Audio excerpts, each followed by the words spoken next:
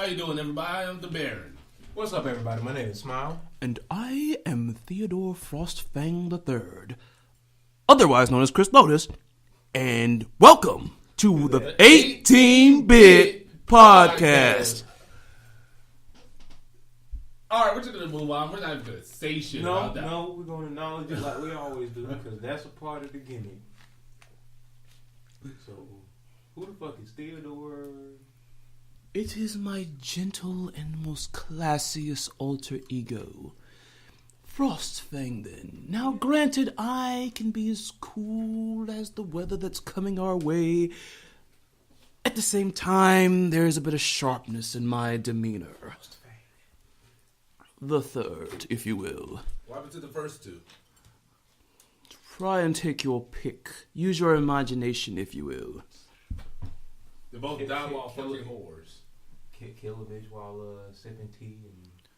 As you can see, apparently even the humans here have no creative enough imagination. But anyway, moving on. Yes, like we got a couple of good topics in store for y'all today. What's our first one, Smile?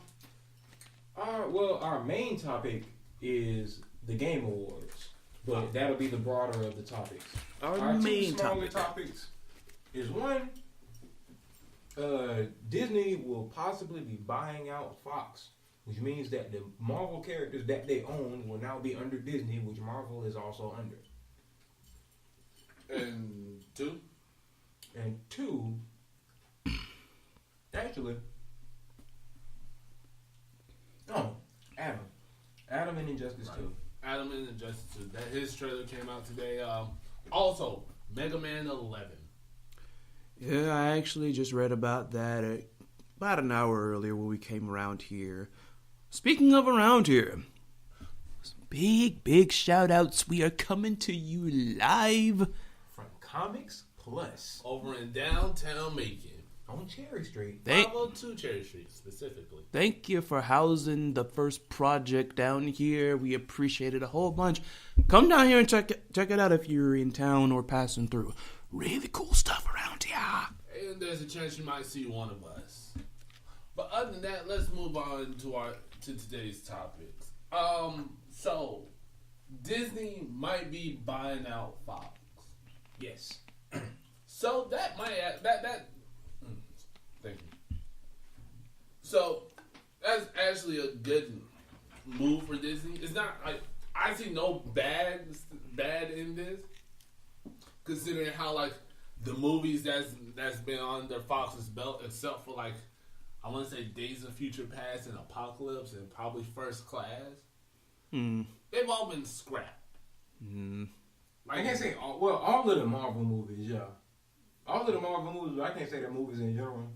But, yeah, all of the Marvel movies especially, most of them have been scrapped except for First Class, Apocalypse, Days of Future Past, and Deadpool.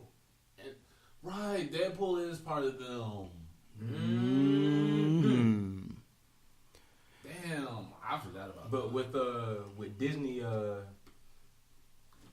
buying them out, then that would open the window to have those characters, the Fantastic Four, X-Men, Deadpool, possibly be somehow worked into the MCU. Yeah, that was what I was going to say.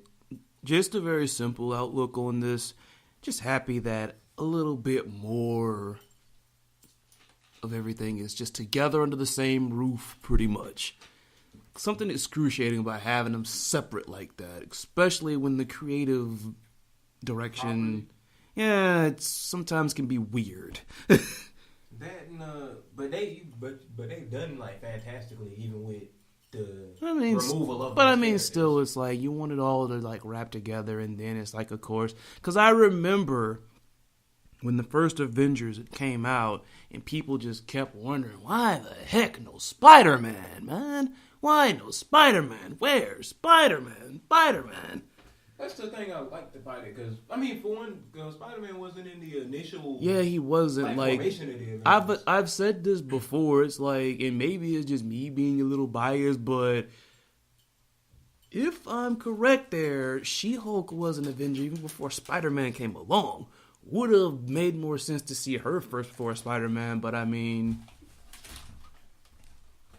I mean, those are the two haters you have to deal with comic book. When it comes to like they ain't adaptations deal of with comic them. They ain't deal with them. Whatever. They're the people that know the comic book spot on and they complain about every little small minute change. And then there are the people that know the characters in general but don't know the stories and whatnot. And they just see a movie and they're like, I want this character, I want that character in there. I mean, movies like me, you can change stuff in them as long as it's not something outrageous, honestly.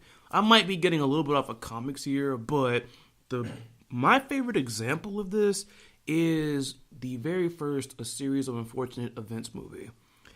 Far as the, like, chronologically, what that movie did, far as the books was concerned, if all you've seen that movie, it went from the first, like, it went in order. It went from the first book to the second to the third, and the climax was based off of the closing events of the first book.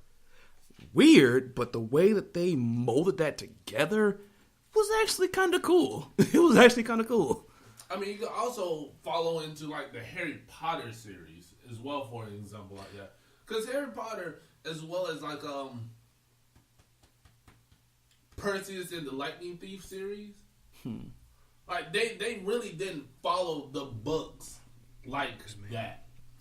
Yeah, I just, with Harry Potter, I remember the freaking shrunken heads in, I think it was Prisoner of Azkaban, and I'm like, don't recall them being there, but they were freaking hilarious for the most part. Especially like the one Jamaican one then. Yeah, Eat the pea soup, better eat them before you eat you. Hey, why the long faces? He was awesome. He was awesome. They even featured him like in the extra bonus DVD because Mom loves like that series, so we always got the bonus DVDs. They had him like interviewing like all the little cast members like in sections. Like it had the best friends, Harry, Hermione, and Ron. Had the main Slytherins and like the rest of the Gryffindors. You had the guy there interviewing him, and there's the shrunken head right there who would throw in a question towards the end of the segment. It was funny. But no, like I guess what we are trying to say is, we don't care if you make changes, as long as it's not like big life changing or stupid changes. Yeah, like Airbender. And what else talk about? I know my sister. Well, pretty sure my sister listens to the podcast, but my little sister loves Avatar. Like Avatar: Last Airbender. Like I like it too, but she loves it to death. Then. That is a sin in her eyes. I remember Mom even freaking was watching that when they aired on Nickelodeon, and my sister was like, I don't know you anymore. But yeah, sister's like, comedy gold. The way Marvel has done their movies, they made changes that weren't, on par with the comic books, but it worked. Like Guardians 2 about Star-Lord's father. Because I ended up doing some research after I watched the movie, and Ego and the character that is Star-Lord's father are two completely separate entities, and the Guardians have never come into contact with Ego. Because Ego, like he comes up in the movie, is just a living planet. But as far as his involvement with the Guardians, they've never encountered him. And like I said, his Star-Lord's actual father is like another like alien race from another planet. He was like a prince of some world. But the way they put it together in the movie, it worked. Yeah, it did. Speaking of Marvel movies, then, thoughts on Infinity Wars? Woo! Just like Black Panther, I am here for it. Like, I've already told this. It's amazing. You mentioned Black Panther. It's like they're freaking hitting big, these upcoming little films like Marvel Studios. Like, they're freaking hitting big. I mean, like, we're coming to the climax of what, phase 1? Phase 2. Well, we're coming to the climax of phase 2. But I'm just saying, like, we always talk about, like, high anticipated stuff, but, like, this mess is even cranking it even higher. And it's like, I'm like, even though I am more Marvel leaning towards them, if you ask me, between the two, I still want DC to do well, man. They need to pick it up. They got to. You need to pick it up, man. Step it up. DC's problem. Because, like, Wonder Woman was, far as the movie is concerned, like, none of the outside little semantics that were controversial about Gal and all that was a step in the right direction. Yeah. And I feel like Aquaman also, it might actually live up.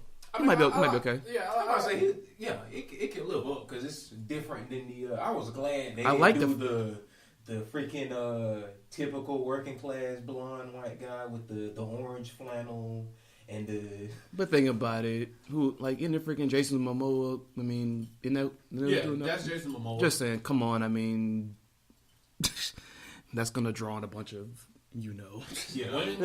Like honestly, like not even to sound gay.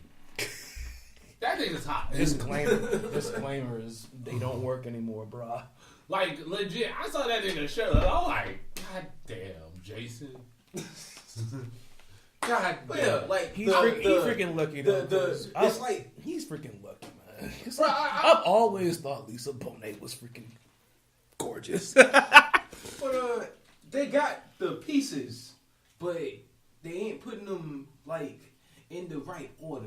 No, well, all right. So I can explain that because they got potential, basically. Yeah. But it's not like every movie has potential. But yeah, like to further elaborate on what you were talking about, like I saw this YouTube video that talked about probably their problem specifically, and it's like he basically summed it up as like Marvel,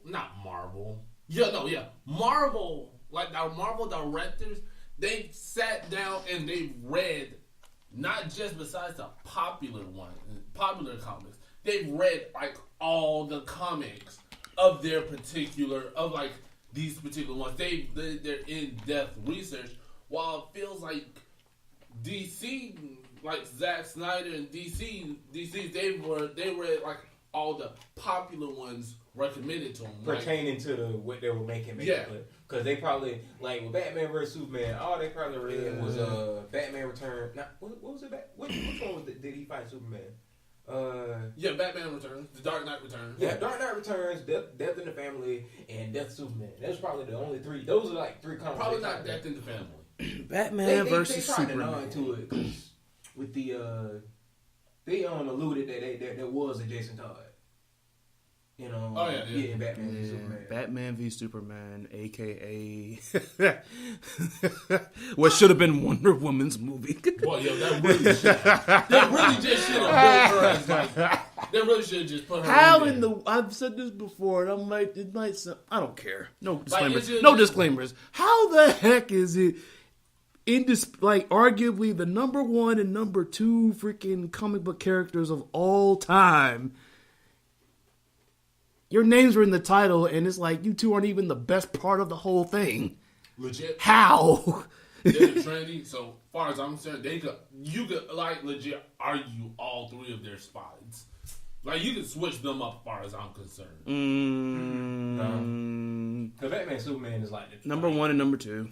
Yeah. Even though, I mean, those two not are really. interchangeable. I'm not that crazy about Superman like that. Batman. Cool minus those little fantasy matches when people think that he can't freaking lose, but Batman's still cool and all that. But it's like, even with me not being as crazy about either one of those two, indisputably number 1 and freaking number 2, you're rocking the freaking Batman freaking hood, right? Enough of DC. This Infinity War trailer though, bro, that shit was beautiful. I love it. So. A friend of ours, more closely related to Theron, he was saying that he liked Batman v Superman just for the simple fact that they had the gall to actually kill Superman. Mm-hmm. That there was ramifications for what was going on, and I get it, but at the same time they brought him right back. Didn't you? I mean, yeah, they did. Like, you say we were talking about Infinity Wars? I was trying to make a point, but he was like they brought him right back in the next movie. So yeah, he died, but he came back. But in the Marvel universe, characters that there is no Catch-22 or no Ex Machina where they died and then we're gonna sprinkle some magical fairy dust and bring these characters back. Wait, are we talking about the Marvel Cinematic Universe? Because comic book characters in general don't die. But as far as movies, I'm pretty sure that right there with Logan, I'm pretty sure that's the freaking book closed on him. Yeah. Which, Honestly, in my opinion, right there, that was a good send off. Yeah, it was. That was a beautiful. Great send off. Great send off. But very with moving. Marvel, most notably, Yondu and freaking Quicksilver, even though he died in the movie he was introduced. Did he get shot? Yes, Ultron shot him in the he was in like a jet and he shot him down because he saved Hawkeye. How? What do you mean how? He Ultron was trying to get ready to like basically gun down Hawkeye. I mean, I get that part, and he saved him. He pushed him out the way basically. I'm trying to figure out, you know what? Why didn't he like pick him up and run or whatever? Yeah, like a smarter way. I get script wise, you were just trying to write him out and give Scarlet Witch a more reason to hate him, but still. You saying they could have written it somehow like? Yeah, like considering what Quicksilver's powers are, which is literally outrunning a speeding bullet. But either way, sacrifice this. But I mean, that's just. I don't think just having the power is like, you know, justifiable reasoning for saying, you know, he shouldn't have. I mean, because think about it. How many different times have we kind of said some stuff about like characters and stuff? It's like, you're such and such, then how the heck can you freaking, you know? Like, okay, just like Quicksilver or the Flash. They can run faster than the speed of bullet. Or shit, they can run faster than the speed of light. But that doesn't mean they can't get shot if they don't know something's coming. I mean, it's just like most of these god characters that usually when we look down to little powers or whatnot, they're always talking about how it's like they're invincible, like they're invulnerable, like they're immortal or whatnot. But yet a higher tier enough hero can take them out then. Because didn't freaking Superman mollywop freaking Darkseid? Yeah, but aren't they on those? I want to say those two are on equal footing. That's what I said. Oh. A higher enough tier of a person. Like, for instance, Darkseid's not going to die by Deathstroke shooting him in the head like a normal human possibly would. That's what I mean then. But he will get punked out by Batman. Yeah, it happened. It happened once. I can't disagree with that actually. Cancel that. But yeah, back to the He can get outplanned, but just saying. But back to the main thing. But yeah, like characters in the MCU, they died and that was it. There wasn't no we're gonna resurrect them with this or whatever. They're dead. And more recently, Yondu from Guardians of the Galaxy series, he died, and that hit me. Like I ain't even really like the character like that. But seeing that death on screen, just like, oh my goodness, you can ask Lotus here. I was bawling, like I wasn't, old black lady at a funeral on the projector screen, like no, take me instead. I wasn't like that, but I was definitely crying. Oh no, Lord, no. Like you would have thought my puppy died or something like that when I was 6 years old. So when I saw Yondu die, I was like, "Oh my God, why am I crying?" Like I honestly did not get the chance to cry like that. I mean, it was sad, but Quan immediately fucked that up by opening his mouth. He said he didn't care about him dying at all. He doesn't care about a lot of shit. Mm-hmm. But anyway, when he died, that was it, and it was another instance of self-sacrifice. Cause it was the typical, this character hasn't really done anything significant or heroic or good throughout their life, and they wanted to do this one last good deed as a reconciliation. He might have been your father, but he wasn't your pappy. Oh my goodness. Are you about to cry? But yeah, no.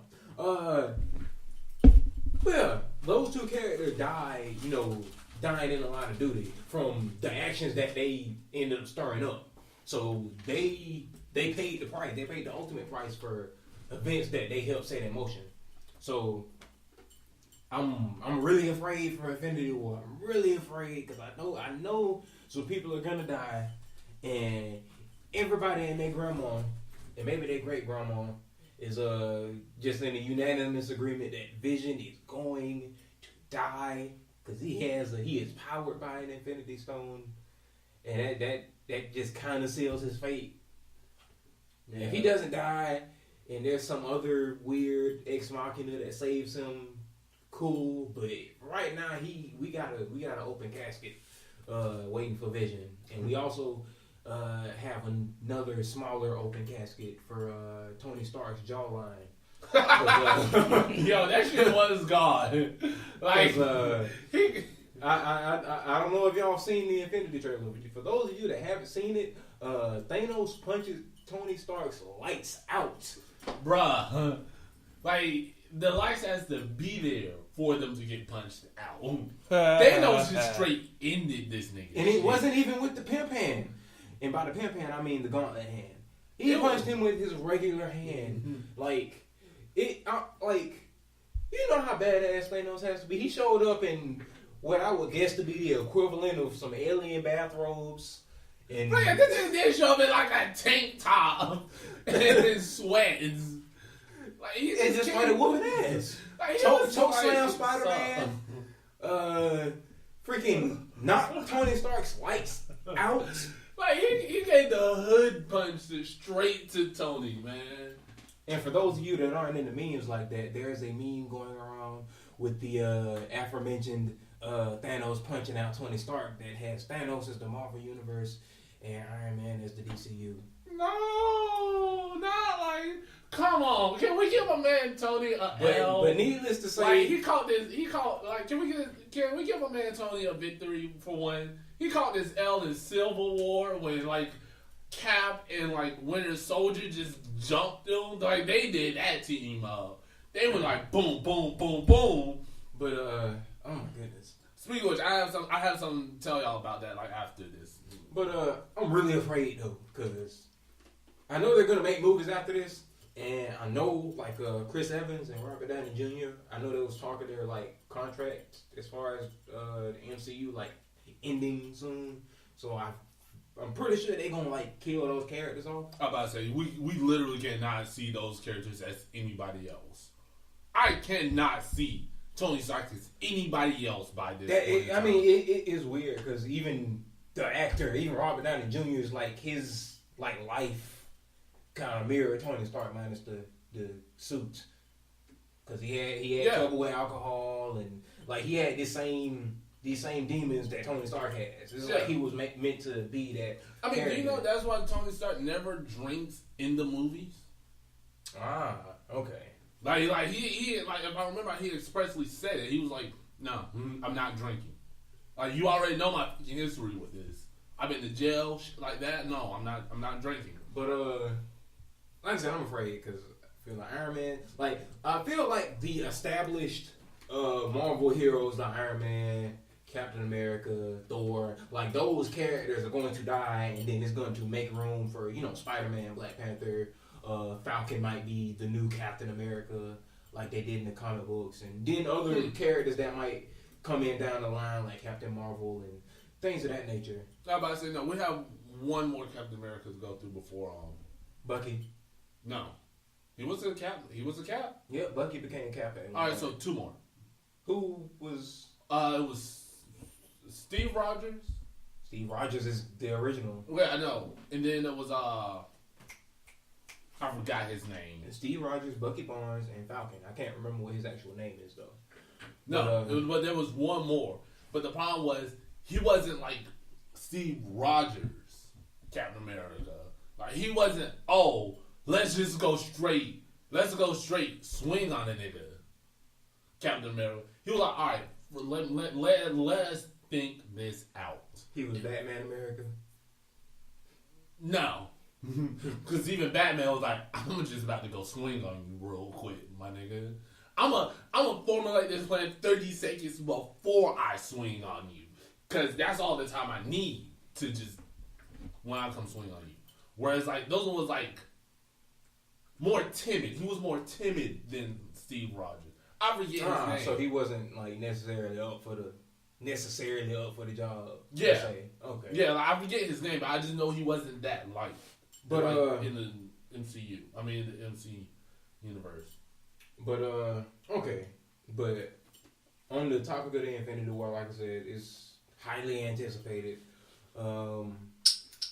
and I'm going to see it day one. That's just me. But what about you, Lotus? I don't know if I have anything to add to that. If I add anything to that, I feel like I'll be repeating something that you already said. I mean, that happens. I mean, like I just said, MCU is freaking hitting big. With these upcoming, it's like, just saying, man. DC need to freaking step it up, man. I don't mean like that I don't mean that like in the freaking DC versus, well, MCU type of thing. I want both of them to do well, man. Yeah, because when both of them are doing well, everybody's getting a nice little bit of content, Yeah. You want some it's like anything else then. Like, people want to see some good competition at least, or at least in this case, see a whole bunch of good content then. Nobody wants to just sit through trash. Not even just trash, but it's like, not even just that, but from like a competitive gaming or like a wrestling standpoint, it's like you get bored seeing a squash match, something that's very one-sided. You get tired of that, then it's like you just see one person just getting beat down. It's like, come on, man. That's what I'm seeing. It's like so some effort. They get a little, like I said, they're going in the right. DC's going in the right direction. Like I say, I feel like Wonder Woman was going in the right direction. I feel like Aquaman is going to be pretty good too. But my man. But they are just murdering it over there, man. Like they're just murdering it over there. But on top of that, total bias here. I'm just saying, Deadpool 2. Just saying. Ooh. Oh, we always. Now, with that, it's like, people ask, do I think it's going to be better than Deadpool 1? I don't know. I mean, but I'm not going to, because previews only tell you so much. And the ones you're seeing, little teasers, actually been nice. Yeah. No surprise there, but got no judgment. I got to see it. Exactly. Because movie trailers are always misleading. Because some of them make the movie look fantastic and you get in there and it's lackluster. And then some of them look shitty and then you see the movie and it's like, oh, this is better than what the trailer is letting on. So, but let's give DC a break here, because if there's something that DC has been doing better than Marvel, far as I'm concerned currently, then it's better fighting games. Yeah. Sorry, MVCI. Although I know people have been having fun because they put Venom, Winter Soldier, and Black Widow with DLC. And Black Panther. Is he out yet though? I'm not sure. Yeah, I want to say yes. Told you I don't keep up with this freaking game. It's like, say yes. I just because it looks like it looks cool, but it's like it just didn't get me. But my opinion, DC's been doing a hell of a better job with that. As far as like, because now on that note though, he's coming out on the 12th. They put out Adam's trailer. The fact that I'm trying to put into words how I feel about Adam just shows. I mean, because I think none of us really feel really don't care one way or another about Adam. Because we all know where the energy is, honestly. The energy and the focus is all on the Turtles. I'm still wondering how that's going to work. I think we discussed this already. Yeah, we did. Yeah, but and I'm sorry, Enchantress. That's where most of my focus is. Yeah. Enchantress, then. Turtles. Teenage Mutant Ninja Turtles are cool. Raphael's my favorite, but what's yours, Baron? Michelangelo. We'll go with Mikey. Who's the bigger snitch in that crew? So yeah. Fuck y'all. They're going to I'll admit, because DC has NetherRealm Studios for their gaming shit in their pocket. I don't know, because UMVC 3 was a good game. I mean, yeah, but NetherRealm Studios has consistently come out with good games. Mortal Kombat vs. DC Universe? I said, damn it. I would say were they involved in that one? Yes. Exactly. Combo broken bit. And here's the thing. I get what you're saying though, because they made for the most part a bunch of good games. In the recent years, what you're saying is very true because MK9, I'm just saying it's just amazing we segued into that. But like, I don't think see how we segue from there. I don't think any of us care about the Atom. I'm sorry, you 12 Atom fans or whatever, but but MK versus DC Universe came around that time. What most people would say was Mortal Kombat's lower point because of a little 3D era. I think technically, because I think most people still like Mortal Kombat 4. For the most part, because what was MK4? That was the first 3D, like the first one that was 3D and it had a 3D engine. Was it that one on the N64? It was on N64. Yeah, everybody loved that one. That was like the only one of like the 3D games that people really liked. Deadly Alliance and all those. Me personally, I like Deadly Alliance. Deception was okay. Armageddon had its strong points. The only thing I didn't like about Armageddon was the fatality system was kind of stupid. Yeah, wasn't that to create your fatality? Yeah, and it's almost like everybody kind of had the same freaking thing for the most part. I think some characters have some hidden stuff if you got a certain button combination, which now that I think about it, reminds me of Zell's Limit Break in Final Fantasy VIII because I had, how you had to get like a certain combination to get one of his finishers, like the My Final Heaven finish and all that. That's what that reminded me of. But still, it's like, generally speaking, critically speaking, most people didn't like that era. Like, from freaking Deadly Alliance on to Armageddon, people hated that. That's why it was praise God when freaking Mortal Kombat 9 came out. Yeah. 3D design, but just a 2D engine. It was good old 2D Mortal Kombat. They brought back all the originals. Freddy Krueger, Scarlet, Rain, Kenshi, who's, by the way, if you can tell, probably the most lauded character from the new era. Because they kept bringing him back. Yeah. And then don't forget about the guest star of Kratos as well. That was the PlayStation, and I didn't have it. Yeah. And I heard he was trash. Yeah. Heard he was trash. It was heard he was hot garbage. Hey, Derek. That was hot. He was just hot bukkake. Hey, Derek. Speaking of Kratos. Game Awards. We'll save that for the Game Awards. All right, well, never mind that. To close out on the DC and Marvel thing, like right now, like I said, Marvel's running. I thought we closed it out then because we went to the Atom. We went to the Atom. We were talking about the Atom. See, right. but to officially close that out, I got one more thing. All right, so we don't want to hear who you're gonna tell on this time. Fuck off. All right, so like with the release of Winter Soldier, the MVCI did do a special nod to like Civil War. Because Winter Soldier and Captain America, they have a special team combo, level 3 team combo that can only be initiated under the following conditions. One, rule number 11, bit. Sorry, that can only be initiated under the following conditions. One, you have obviously Captain America and Winter Soldier on your team. You have to be, they both have to be alive, have to have level 3 gauge, and you have to be playing as Winter Soldier. But like you initiate Winter Soldier's level 3, and like the normal one, he'll just beat you down by himself. The other one is like with Captain America, he'll come through and they'll tag team your ass, throwing the shield back and forth. Oh, okay, just like they didn't move in.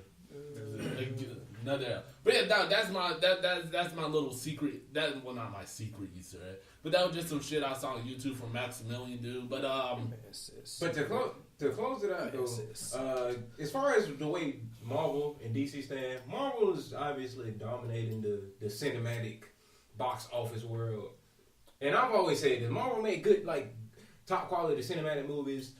DC makes a lot of good animated movies. That I can agree with. Like Justice League, Dark, Teen Titans, Judas Contract, and stuff like that. What was it? What was the one like where they had Deadshot in, and it's like they had the scenes that I like of them. Like the one where he talking about Assault on Arkham. I think so. The one where he tricked Joker into like getting his little freaking. Yeah, that was Assault on Arkham. That was he got some booty from Harley Quinn. I hit Harley Quinn. And that wasn't even like an Adam Hardy thing. He was just like, fuck it.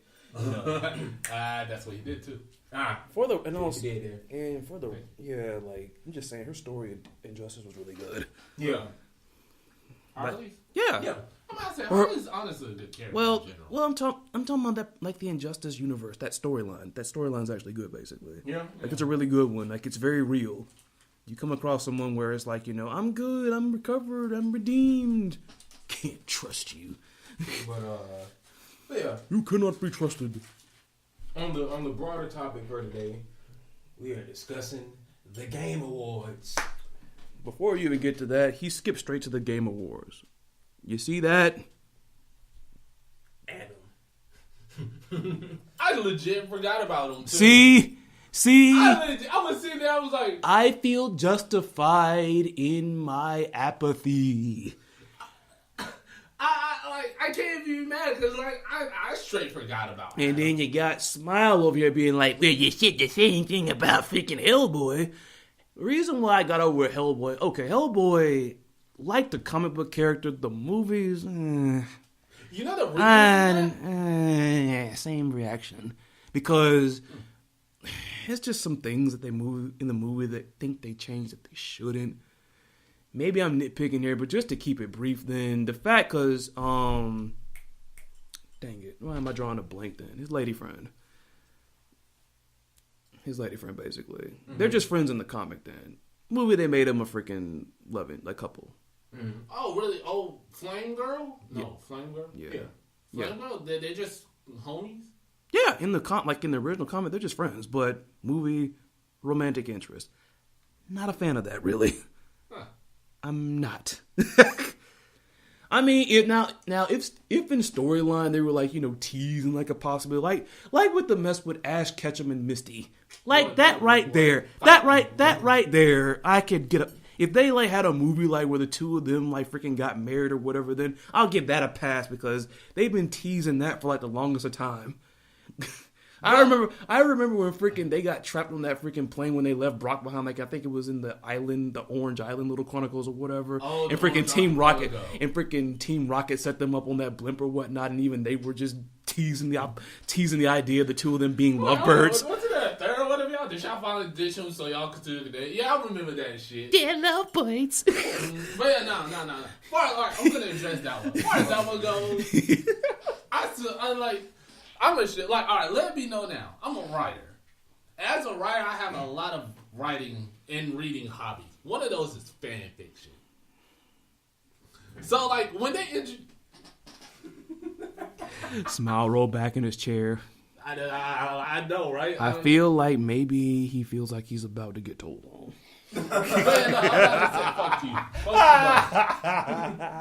Man, no, like, snitch fiction.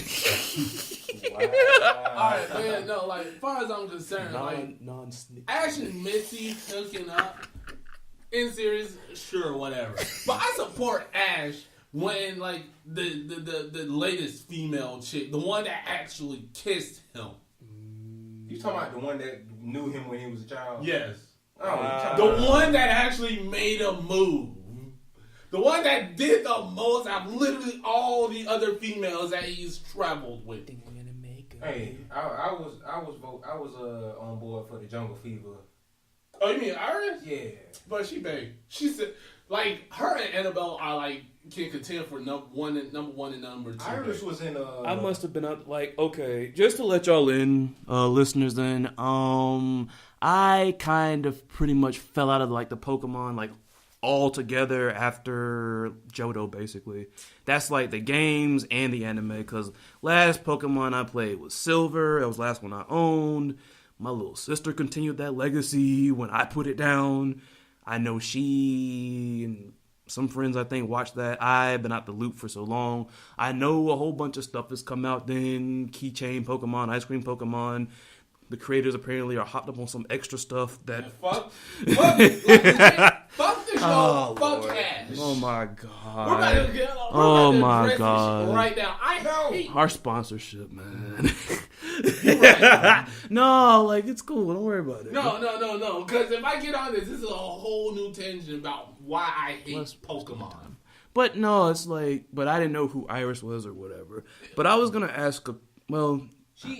Now I was gonna ask a question since y'all are talking about couplings or whatever. Can anybody disclose on me what the heck happened with Brock and Professor Ivy? They never said. Oh, so it's one of those things where it's like they literally never explained. So all the mess I've been seeing, like I haven't watched the videos on YouTube or whatever, but it's been like a whole. I guess all the mess is fan speculation and more of you and your fan fiction peoples. Yeah, fan theories. I also like fan theories. Okay, because freaking. But hey, that's just a theory. A game theory. Larry's sitting right there. I ain't going to Why? I just know he can't stand him. Although. Oh, you hate game theory? Yeah. I mean, they ain't good. They're okay. Yeah. They're like, although I've only seen roughly only 2 episodes, and the one that I know, if any of my close friends from college are listening to this, it was the one about the whole aileron roll. Ew, that sounds wrong. Star Fox the freaking barrel roll versus the aileron. I hate the fact I'm not getting that out. Aileron roll? I think aileron is it. I feel like there's an extra. Yeah. I think that's an extra syllable, but that's just me. But the aileron roll versus the barrel roll, it was that one right there, just because of the whole. It's just the way he was talking about it. Do a barrel roll. Do a barrel roll. Do a freaking barrel roll, indeed. Peppy hair is a lying bastard. I mean, yeah, that one and the other one that actually intrigued me was the one that made an argument that Phoenix Wright in Ace Attorney, one of my top 10 game series of all time, they're actually saying, well, he is, known for defending and being all about justice and everything, argued that he's actually a criminal. And it was actually interesting. I mean, like I said, like game theory, the game theorists, then it's like shit. They're okay. Like their older stuff. Shout outs to game theory, no sarcasm attached. Like seriously. All right, shout out to Matt Pandem, yeah. But like, it's like their older stuff there is pretty good. But like you look at a lot of their newer stuff, like not everybody likes their newer stuff because like he just sounds stupid. Like there was one point in time when Five Nights at Freddy was like the hot like the hottest thing on fucking YouTube for like 2 years straight. And he has like a whole giant list of videos. Like he could legit make another playlist alone dedicated to Five Nights at Freddy. I can't fret him for that. Like I can't either because that's him making money and going with the trend. That right there, and plus as well as I do, and you too, Smile. Freaking Five Nights at Freddy's was not even a bread basket. That mess was a freaking bread basket store for freaking theories. Every freaking body was theorizing every little thing or whatnot. Yeah. Everybody. Even people who just played stuff started being all theory about it. Then even I think even Markiplier. Yeah, Markiplier played the hell out of it. Not even just that, but like even had like his own little like theories about what's going on or whatnot. But see, I'm about to say, what made Matt Pat special about his? The actual creator has came through on one of his streams and talked to him, be like, all right, B, you're looking in the right direction, you're just looking at the wrong way. Like the creator has come through. And it's like Matt Pat, he's just gotten boring and like asinine with his stuff. To me lately. I don't know why, but it's just like if I watch his stuff, I just don't want to watch it. Like he doesn't hit theories that really grabs my attention. Yeah, I mean, that's that. Maybe I just don't mind. Like, yeah, some of the stuff is a little off kilter, but yeah. I guess it's just with me, I want people that, these are theories about games. Not going to really affect anything in real life then. These people making these theories about stuff that is like real life stuff, kill that. Yeah. Kill that. But, all right. But okay then, because Smile over there freaking looking like somebody about to hop in freaking.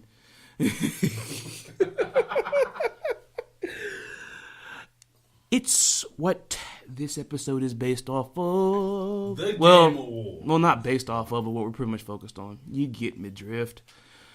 Game Awards tomorrow. Tomorrow. There's always tomorrow. Not today. But tomorrow.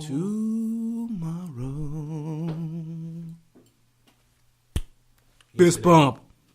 Fuck you, man. You got Outfits bumped or canceled that day. Oh man. But like first off, I want to say the game of the year for last. Y'all want to go ahead and do game of the year? I don't mind. Well, I mean, I get where you're going. You gotta, build up towards it. I mean, it's just like, and I'm sorry, listeners. It's just that's how I tackle on stuff like that. But it's just like a wrestling event. Main event is the biggest title, so I mean, yeah, and honestly, truly, that's what everybody only cares for. Yeah, the game of the year. Yeah. But with that being said, we're gonna go ahead and start off with the best game direction. If you'd like to go ahead and smile. So for the best game direction, these are games awarded to game studios for outstanding creative vision and innovation in game direction and design. And the contestants are Wolfenstein 2 by Bethesda and Machine Games. You got Resident Evil 7 Biohazard by Capcom. Legend of Zelda Breath of the Wild by Nintendo. Super Mario Odyssey also by Nintendo. And my personal favorite, Horizon Zero Dawn by Guerrilla Games and Sony Entertainment. So, out of those, what are y'all's opinions? What do y'all think? Which one do y'all think has the best game direction? I'm gonna have to go I'm gonna have to go in reverse and go from worst to best. Worst to best, I might have to say Wolfenstein 2 into Horizon Zero Dawn. I feel like those two could be interchangeable. As the worst? Yeah, as out of these five as the worst. I feel like they could be interchangeable with each other. Not to say either one is bad, but it's just you have RE7, Super Mario Odyssey, and Breath of the Wild. Mm-hmm. Those three, for RE7, their what category is this? Their game direction literally, far as I'm concerned, literally saved the franchise. They went back to the first person survival horror shit that everybody wanted. Nobody liked 6. Nobody liked 5. Some people liked 4. 4 was critically acclaimed. But then RE7 came through, and everybody was looking at 7 this is not going to be a good game. Everybody was hesitant on it. So they were like, why the should we get this? And then it came out to critical acclaim. Everybody loved it. And then you had Legend of Zelda Breath of the Wild, which comes from a series where it's literally your whole game mechanic changes. Just like with Super Mario Odyssey. Your game, the way you play the game changes on every edition. With Legend of Zelda Breath of the Wild, you have you have survival elements to it. You got weapon degradation. You have a fucking voiceover storyline, which is a first in the whole Zelda series. Is the only reason why you can't rename your character from Link. The only reason, because they actually say his name. But they did almost basically from the get-go of the whole game, they tell you, here is the whole, once you get past a certain point, here is the whole game. Go approach it however the fuck you want to. You have that. Then you have Super Mario Odyssey, which their new mechanic is basically saying, you see this hat? You can go now possess a nigga. Oh, you see, approach this game. Sure, we might have these levels where you might have to go capture these specific enemies, but yeah, here, go approach this however the fuck you want. Oh, you want to go explore into this one area that we probably didn't intend for you to go to, but you found a way up there anyway? Here is a mountain of fucking coins. Go have fun. Break art. This is what Nintendo just basically said. Here is our new system. Here are these games. Go have fun. That's why I say Wolfenstein 2 and Horizon Zero Dawn are the interchangeable as the worst two. Of these 5, they're the worst two. I'm not saying that they're bad games. I'm just saying their direction, then how it doesn't hold that much of a candle to these 3. Do you need a respirator on them? You're I didn't get into it. For real. I get what you're saying because they changed the direction of those perspective series and pretty much like brought the series back to life. No, but one of them did. RE7 brought a series back to life. But, the other two was just like. I can't say much for Wolfenstein because I haven't played it, but I played Horizon. And let me tell you, because like I said, it has the same thing, the weapon degradation, there are like a god awful amount of weapons that you have to pick from, like with different utilities where you can like, okay, you got some fire arrows, you might have these grappling hook arrows where you can shoot points of the enemy and pin them down to the ground to topple them over, hit their weak points. There are freaking arrows you can use to freaking hack into the different machines, take them over so they can help you fight. And there are traps. There are traps that you can lay that only affect certain types of enemies because certain machines are resistant to certain damages like fire and electricity. And it's like you say. It's like you said with Breath of the Wild. It's open. You can there are obviously the story locations and stuff that you have to go to, but you can, like you say, approach it however you want. Because even in my playthrough, from my playthrough and a friend of mine's playthrough, there's an enemy that's on the cover of the game. It's called a Thunderjaw, the giant robot T-Rex that everybody's seen in the trailers. My personal playthrough, I did not see one of those until my in-game journey because it was a part of the story that I had to fight one. Now my friend on the other hand, he's seen like two of them like early on because he was wandering, in the areas that he wasn't supposed to be. So it's like you can, it's a good game. I can't say it's even like worse by comparison to those three. I'll say it's in there, in that league of comparison. Yeah. So, what's everybody picking, honestly? Because, this is actually, honestly, a hard pick for me. Because I'm going to make a little bit of a contest with this, see who can call the most. Just saying. If I had to pick out these five, I honestly can't give it to Wolfenstein. In this section of the five, I honestly cannot give it to Wolfenstein. What would you give it to? Resident. Let me make those one official. You got one? I'm going to give you some more breathing time. My personal pick is Horizon because it was a beautiful game. I'm about to say, okay, let's see. What the heck is it?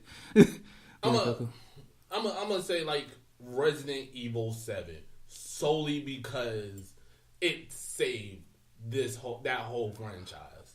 I was gonna say that, like, just based, clearly Baron covered a lot of ground, but I agree with that sentiment about saving the series thusly. I just thought about the Cassie Cage mess that she says to freaking Quan Chi. Who says thusly anymore? I don't freaking care. It's my mouth, my freaking words. You know what I'm talking about. But because of that, I was going to say, I think due to that sentiment, if it is shared, RE7 is my pick as well. I think they might give it to that just because if they share that sentiment that it pretty much brought that series right back around, made that comeback, then it's gonna go that way right there. I mean, like, honestly, but like I've heard and played little bits of these, couple of these, except for maybe Wolfenstein 2. I wish I could have played Wolfenstein 2. Seems a little enticing just by the title. Yeah, it does look good as well. But that's a nice, it's a nice chunk of stuff. But my pick in this case is gonna be Resident Evil 7. So you went with Horizon? Yeah. Okay. Should have brought some freaking. I should have brought a pad, but I guess I'll make this as I'm doing the editing later. Yeah. Keeping score. All right. Next, we got best narrative for outstanding storytelling and narrative development in a game. Our choices are What Remains of Edith Finch, Nier Automata, Hellblade: Senua's Sacrifice, Wolfenstein 2, and Horizon Zero Dawn. Larry talked me to freaking death like he does with a couple different things. That's not a bad thing. I mean, at least it's not boring. It ain't boring, but like, what was that? Hellblade? Yeah. Yeah, Hellblade: Senua's Sacrifice. That right there, because we're talking about story, right? Yeah. Yes. Best story. Best narrative. No pun. Hell of a storyline. Like, I love the way that it wasn't all that good. Now I think all of these for the most part, from what I know, have pretty good stories. But it's just that one. It's like when I take like one of those freaking high tests or whatever, like the little standardized test. That one, Hellblade, just jumps out at me then. And I'm guessing that's my pick. I don't know. Because part of me is thinking like I'm going for Hellblade, but it's like, why do I feel like Automata's gonna probably win that one? Do either one of you know about the What Remains of Edith Finch? A little bit. Like as far as the narrative, like what it's about. I want to say is you sort of. I want to say you play as the detective who's going to find the titular character Edith Finch. Don't quote me on that because I want to say it's like a thriller horror.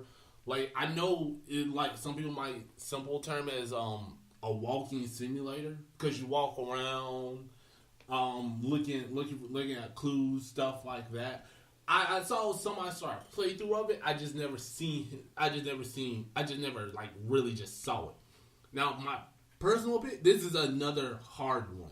Honestly, to me, this is another hard one because you got like small. You know, you got Nier Automata, and you know how many endings that game. For those of you that don't know, Nier Automata has 26. I thought it was 27. 26 possible endings, and I don't mean you play through this same campaign and you get a different ending. Matter of fact, I won't even say an ending. There are 26 routes that you can play. That's gonna be my favorite part of the podcast. I played through the game not knowing that the first time, and I got to this whole climax and they started rolling the credits. And then I was like, that's disappointing. This is a short game. Man, I'm finna take this shit back. And then after the credits roll, it was like, congratulations, you've completed Route A. That's going to be my favorite part of the podcast then. It's like, I thought it was 27. It's 26! It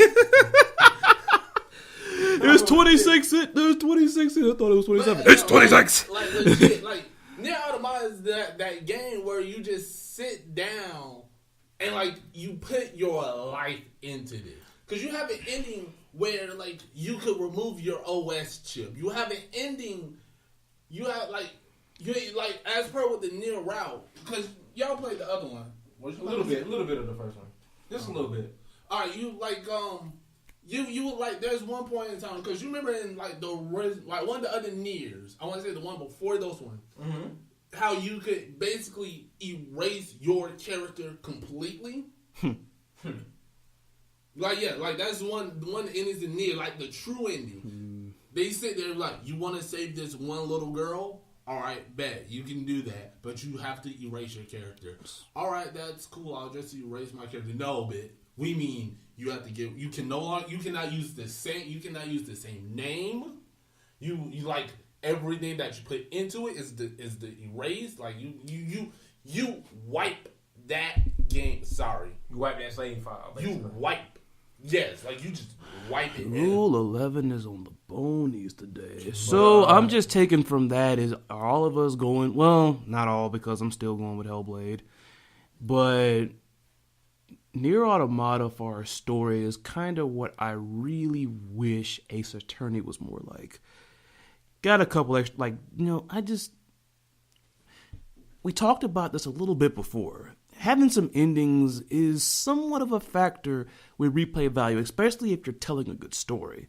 But just the fact that it has so many possibilities is actually pretty freaking cool. I think that's the most endings of a game I think I've actually heard, honestly. And it's not the normal, like, thing that you would think, because like I said, it's not that you would play through this campaign and make a few different choices and get a different ending.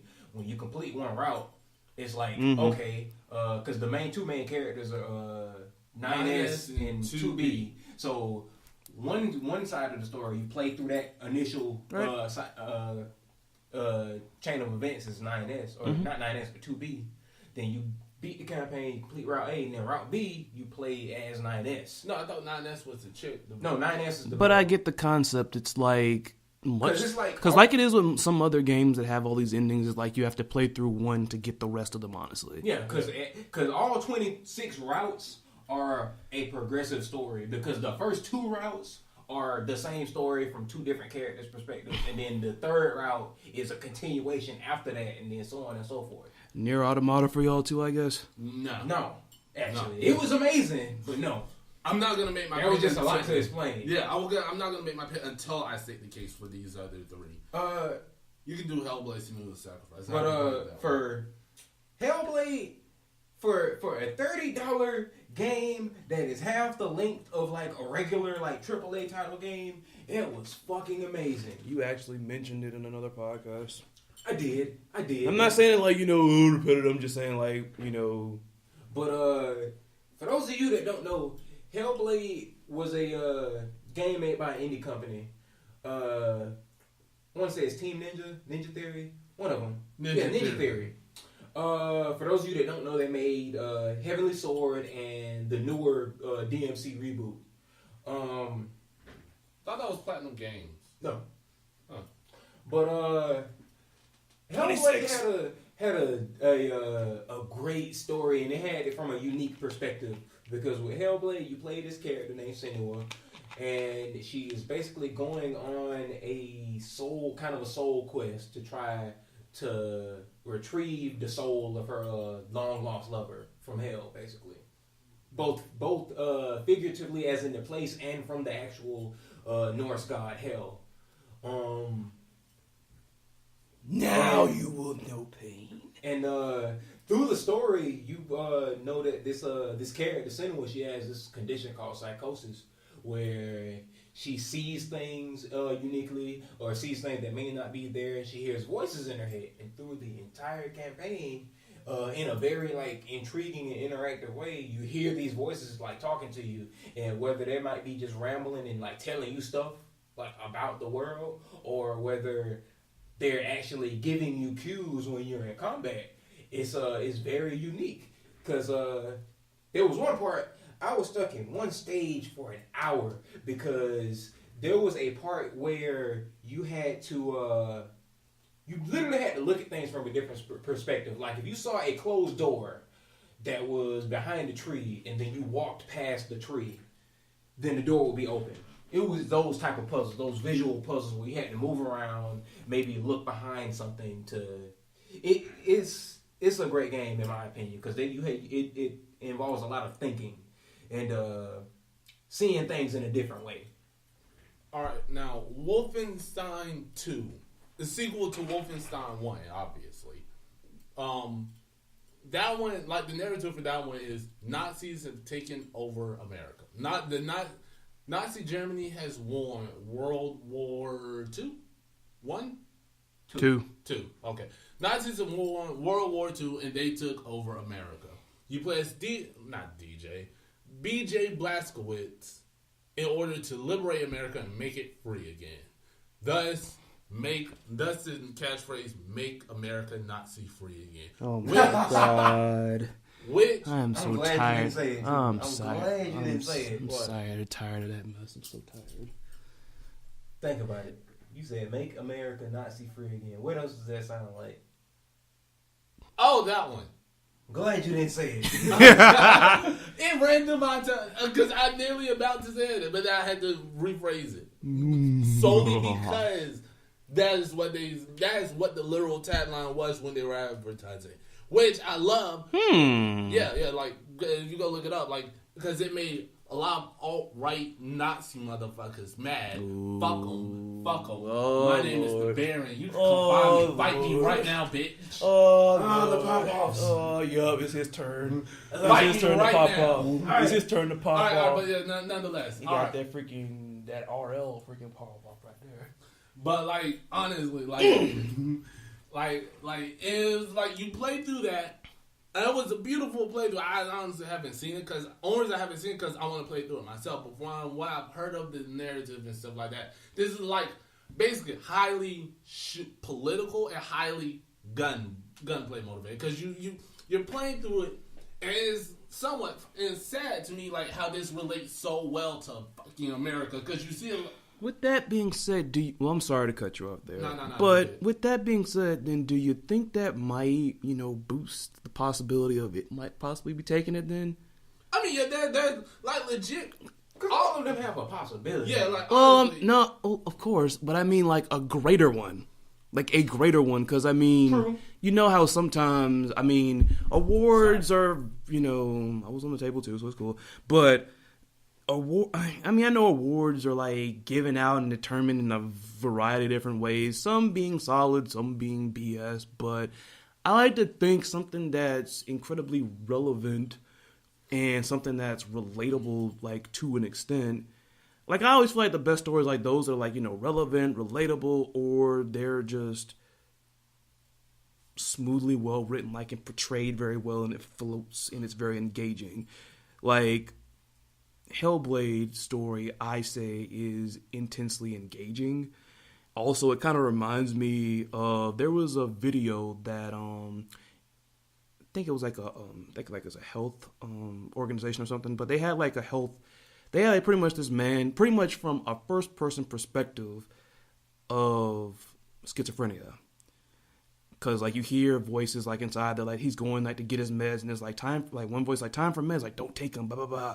And then, like, talking about the freaking weatherman on TV was talking to him, talking about he's not crap. Like, storylines like that, see, that's what I kind of got. That's why I like Hellblades. It reminds me of stories like that take issues, in this case, like, you know, mental, psychological. By the way, psychological based stuff is a bias of mine. Psychological period, psychological horror, you name it. Because those tend to be, in some cases, if they're not incredibly emphasized, to be very, like, real stuff.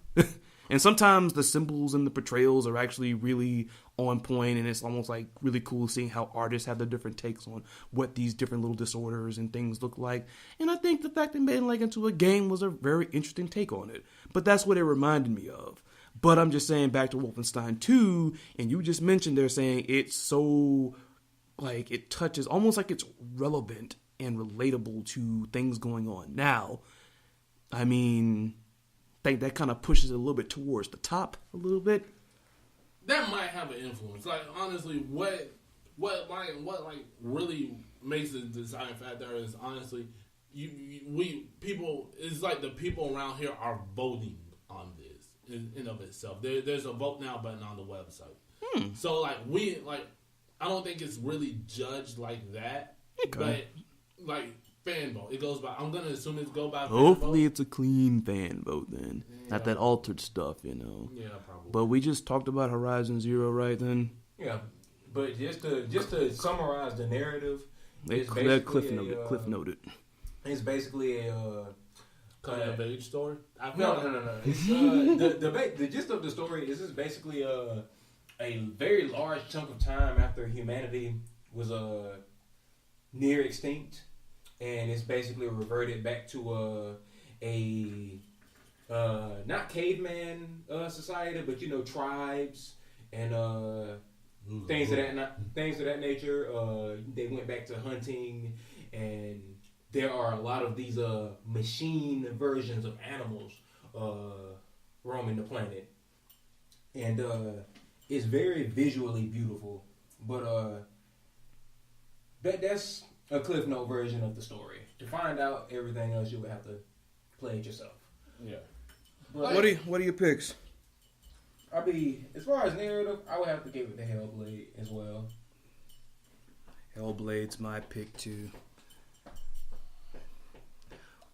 Hellblade is my pick, but who I think might win, Nier Automata for some reason. I feel like... For some reason. I honestly don't know why. I want to give it to Edith Finch because I feel like it's a very heavy story-based game. Make a choice. But I'm gonna have to go with Nier Automata solely because it's like the amount of time that they put into like telling this story.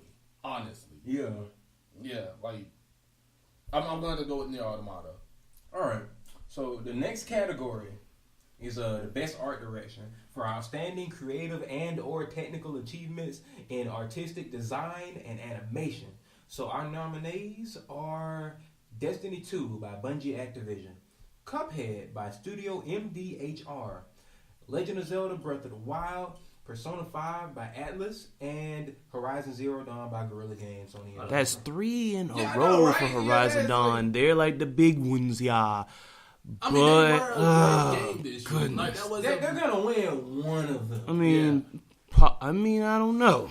like You didn't see people had a whole the most nominations, well, I mean, they're more than likely gonna get one at least. Yeah. Of all the hype around freaking Alright. Horizon Zero, though. I'm zipping straight to. I'm rooting straight for freaking Persona 5. Yeah. I me mean, too. because it's like I played it a little bit, but I have a whole plethora of Persona fanatics around me, so. I mean, yeah, me and Smile being two. so I mean, it's just like it's the same way I used to not make fun of like in a mean way, but always joke about like football fans. It's like why do I need to watch the game? You can just look at your freaking feed and it's all there.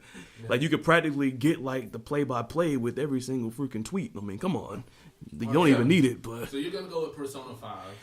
Yeah, I guess it's still my pick. Who I think is gonna win that one, Horizon.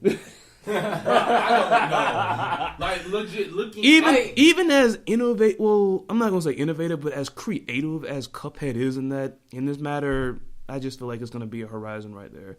And Legend of Zelda. I mean, possibly. Legend of Zelda, possibly. The only reason, like, I'm voting for Persona 5, but I kind of feel like Cuphead because the game literally, like, if somebody were watching you play the game, it would literally look like they just watching an old cartoon. Which, like, it doesn't I mean, look like gameplay at all. Totally Felix the Cat all over that. Basically. Yeah. Like, honestly, that is one of the reasons why I would hand it to Cuphead. Truthfully, I am hard pressed for those. This is one of I don't want them to lose. It's just, I don't know if, we'll have to just see where this goes. Really just going to have to see where it goes. That's all I got to say. But that'd be really cool if Cuphead does win because, like I say, it is very... And I don't know, seeing that, all of us that grew in, 90s, late 80s are super nostalgic now and everything, and people tend to sometimes like that nostalgic look. And look, it's not so much about just, what's got the freshest graphics sometime then, because, we give the example of Titanfall, which freaking...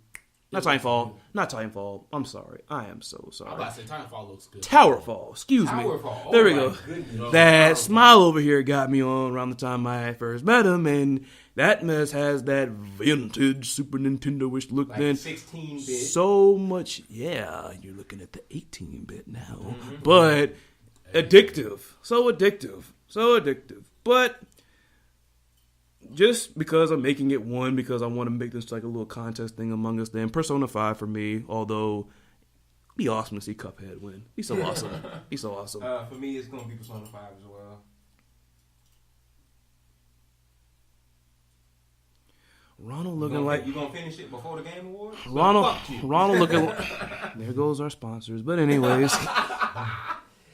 Ronald looking like he's at that freaking crackdown question on Who Wants to Be a Millionaire if that show is still going on. It is. But no, honestly, legit everybody. Y'all heard, the choices for this. Forget Destiny 2. I do not expect this one to win. No offense to Destiny. You know what? I would not be surprised if that's one of those swerves. Bro, I was hey, never mind. I'm not even gonna go there. That's the thing, though. As much hate as they getting from the community right now, though, I don't think they're gonna win it. Just for that, because they getting recent hate for the game right now. I just feel like like I said, I'm rooting for Persona 5. Got somebody else saying hate to us over there. We got in-life viewers. we got real-life viewers. But, we're freaking on the TV right there. Then, hey, on TV. Sorry, but it's like I had said, just so it's not repetitive then, going for Persona 5, but for some funny reason, I feel like Horizon might take it.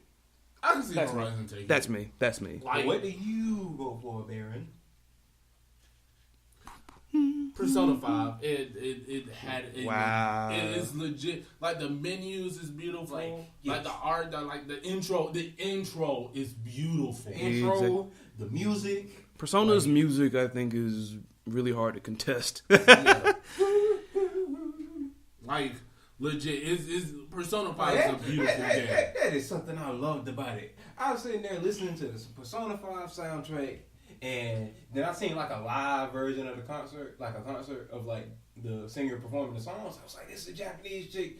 She sounds like Black when she was singing the music and stuff.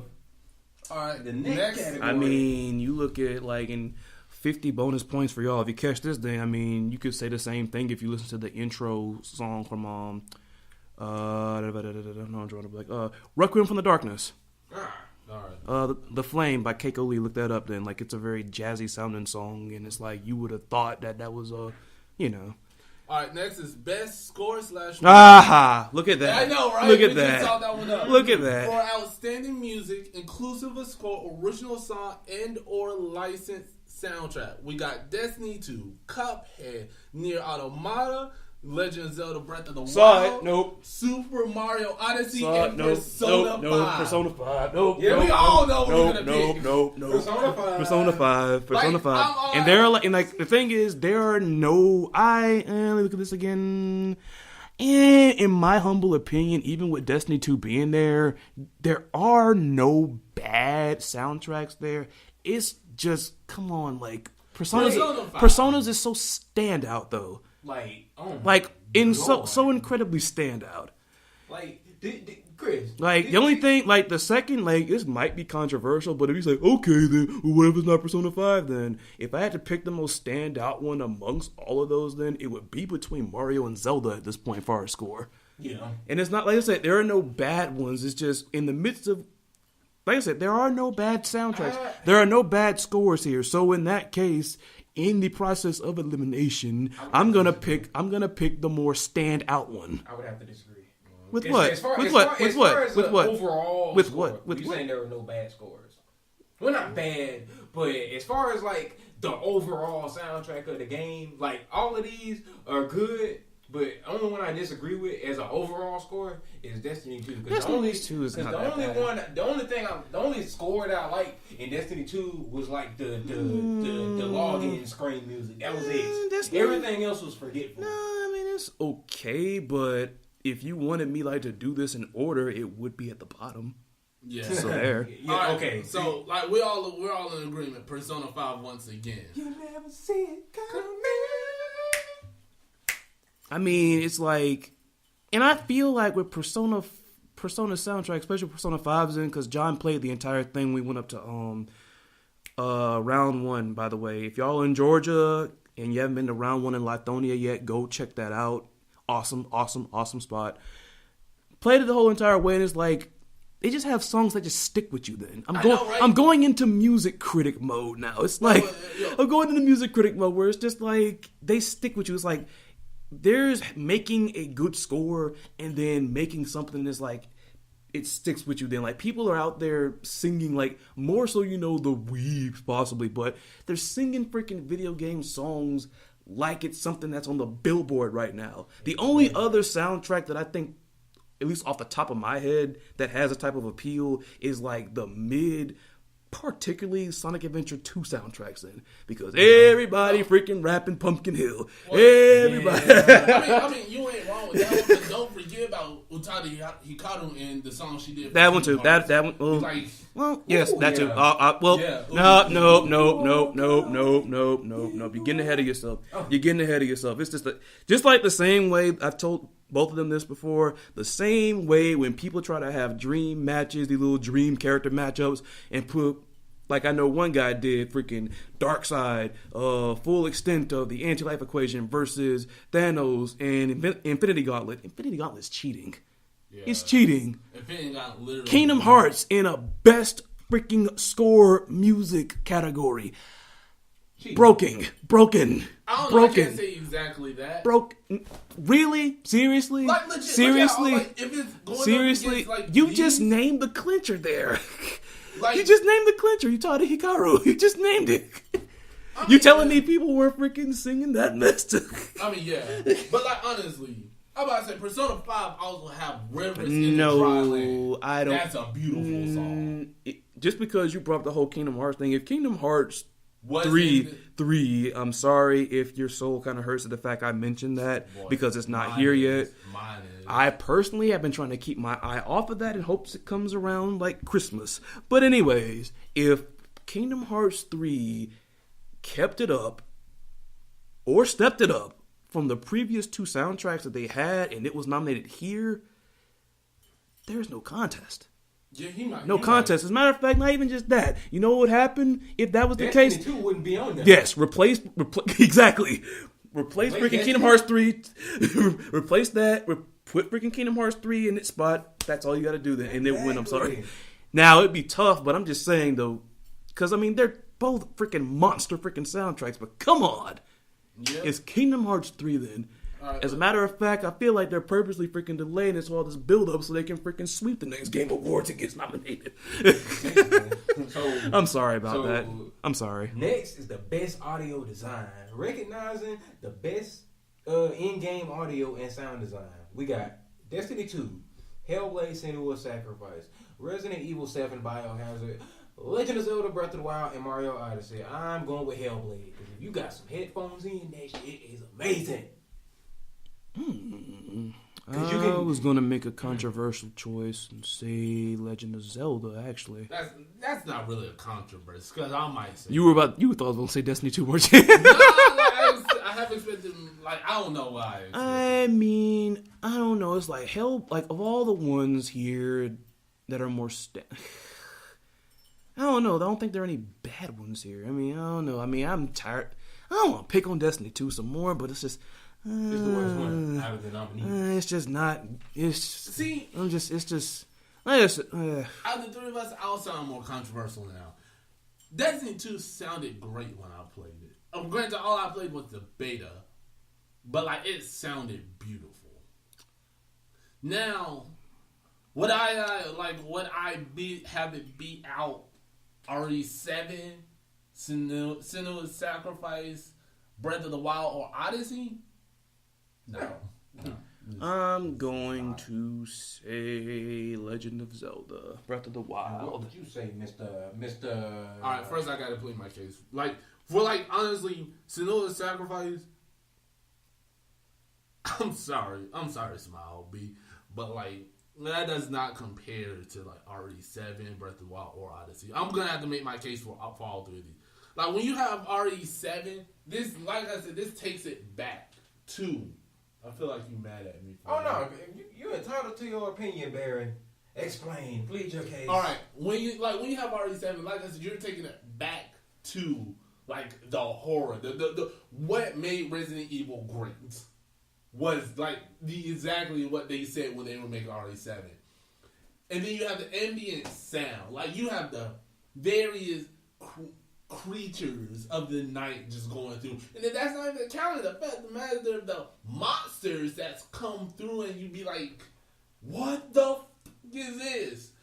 During your fights with Jack, you hear him off in the distance laughing. You when you're dealing with Marguerite, when you're dealing with the son, I forget his name. Just all those sounds just evoke a sense of fear into you. You just know, I really heavily censored myself right then and there, because that would have been a loud ass yell. You just sit there and you hear Jack's laugh, you just oh, me, man, crap, and you just have that sense of urgency to go. With Legend of Zelda, sorry, I hit the table again. When you deal with Legend of Zelda, that's beautiful. That's basically beauty incarnate. That's one of the most beautiful games in there. When you first climb out of that cave and run out, the score that they hit you with as they pan the camera up. This is audio design, Mr. Gilbert, not the music. That's just the general sounds good. You hit a person. You hit somebody with a weapon, you can hear it. You hear that, pa! You hear it, and you can feel it. I don't know. The way you freaking described Hellblade, it seemed like it had the exact same effect, honestly. Yeah, no, that's not even in combat. You could be walking around, like no combat going on. You hear these ambient noises, like that you can actually hear them in the perspective directions with a sense of orientation. There's the voices, and especially the voices. The voices like really get it. Even without the voices, like the regular like ambient like noise, the footsteps when you walking through water, trees moving, but I will say though, the best thing is the voices. Like the voices like really like kick it into gear, and that's the messed up part because I don't think it relies on the voices for the audio design because they talk frequently but not all the time. You know what I'm saying? All right, but let me go ahead and make my choice so we can move on. My choice would probably be RE7, Resident Evil 7 Biohazard, solely because of like the terror that it invokes into you with its ambient noise. And then what about you, Lotus? I went for Legend of Zelda: Breath of the Wild. And then I went for Hellblade. Okay. So next is Best Performance, awarded to an individual or voiceover acting, motion, and or performance capture. So, first nominee is Melina Juergens for Hellblade. She is the voice and motion capture for Senua. And don't bother to what is it? IMDb? Yes, IMDb. Internet Movie Database.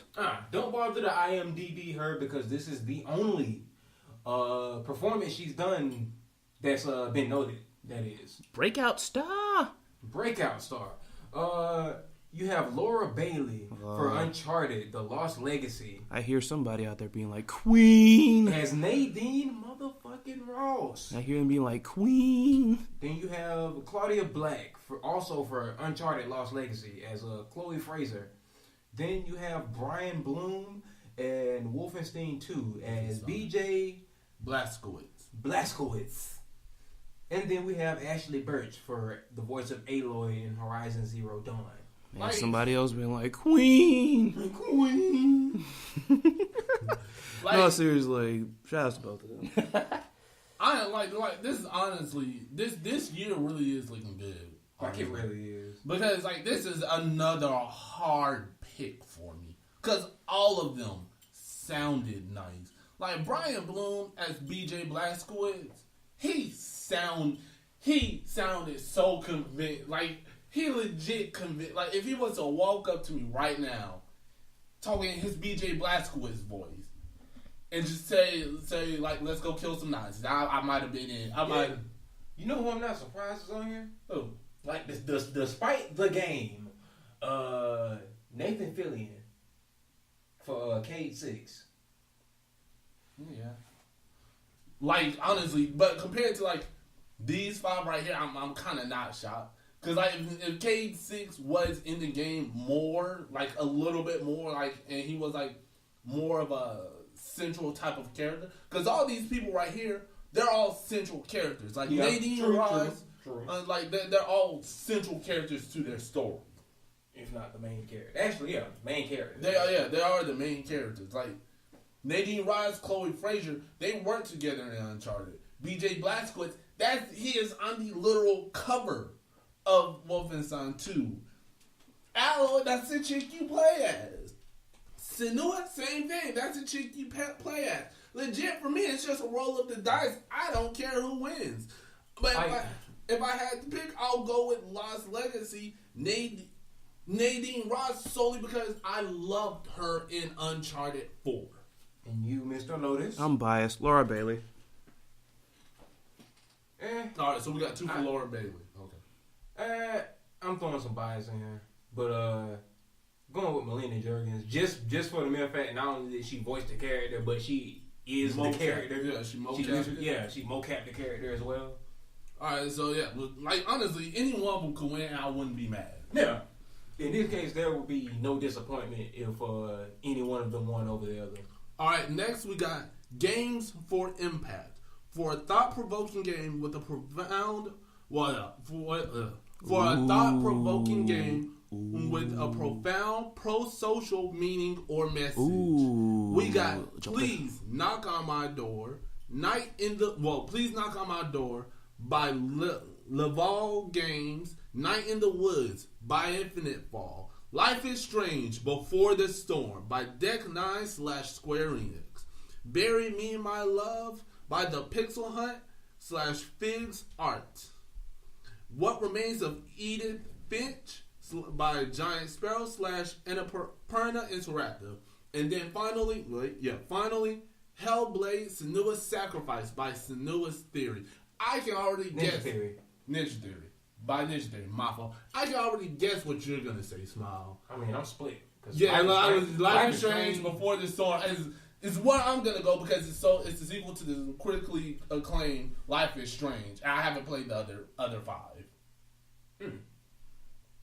Honestly, what's your pick, Lotus?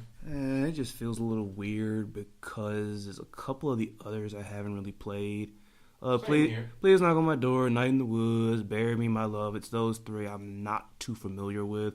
May have to look into those whenever I get the chance. Yeah. But I mean, honestly,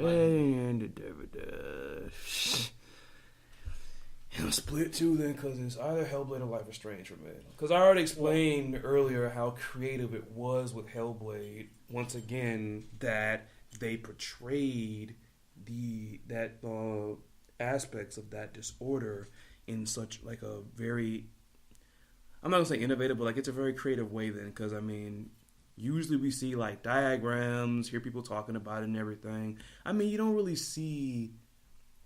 Like, I don't, like, is this, just correct me, I'm trying to make sure I got my stuff, got everything in a row, but, like, is this the first time that this award's been given out? Games for Impact? I don't think so, but we're going to go with the safe assumption of yes, because, like, really, a lot of games nowadays are starting to become more social, it's like, type stuff. I don't think you see that often. I mean, we usually see this type of thing with, music and sometimes movies. I was going to say art, but I had a talk with Smile some time ago how I argued that gaming in itself is another form of art. It is. So, I mean, but just keeping it brief. Wish I had a coin. There's a coin toss right here. You know what? Just because I was so intrigued with how creative it was, the way they portrayed it, Hellblade.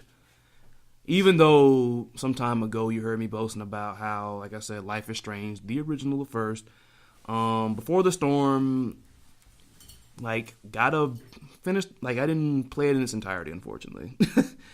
I'm sorry, like, there's a lot of stuff I haven't played in its entirety because I've been playing so much competitive stuff. That's where my roots are then. Competitive fighting games, competitive, now, MOBA, Smite, and freaking Overwatch, whatever you want to call Overwatch.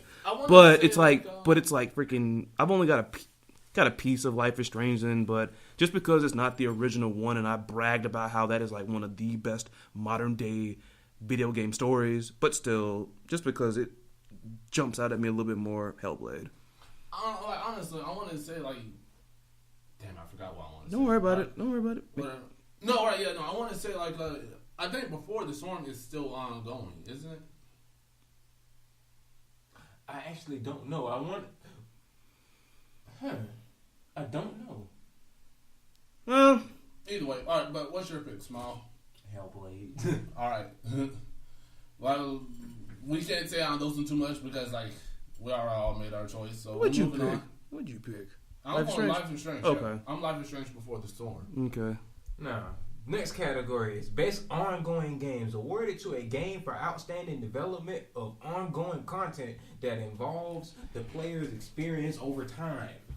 So, number 1 is first nominee is Warframe by Digital Extremes. Second nominee, Rainbow Six Siege by Ubisoft Montreal.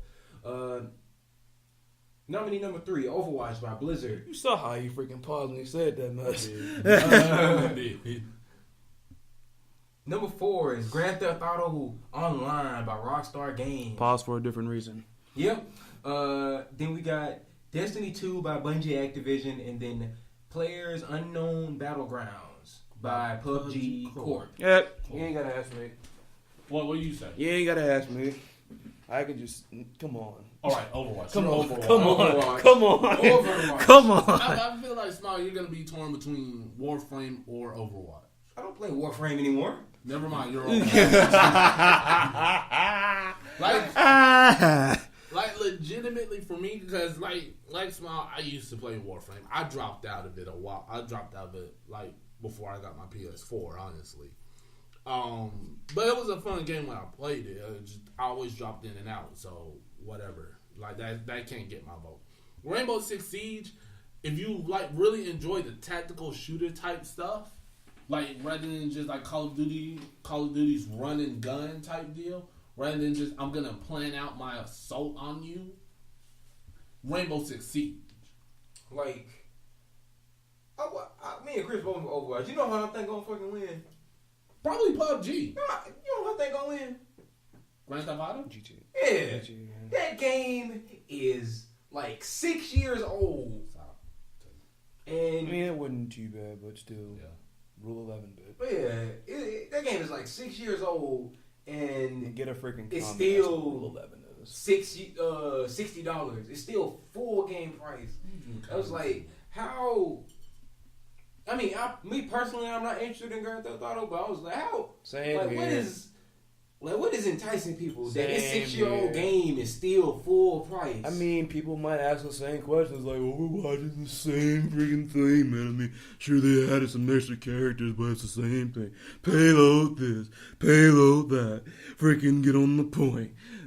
Got you in my sight. You got Wakateki Wakura. I don't like good job for actually saying that. But, I mean, it's in. Like I said, I think I had said this in another episode. It's inexplicable addiction. I don't freaking know. It is the same.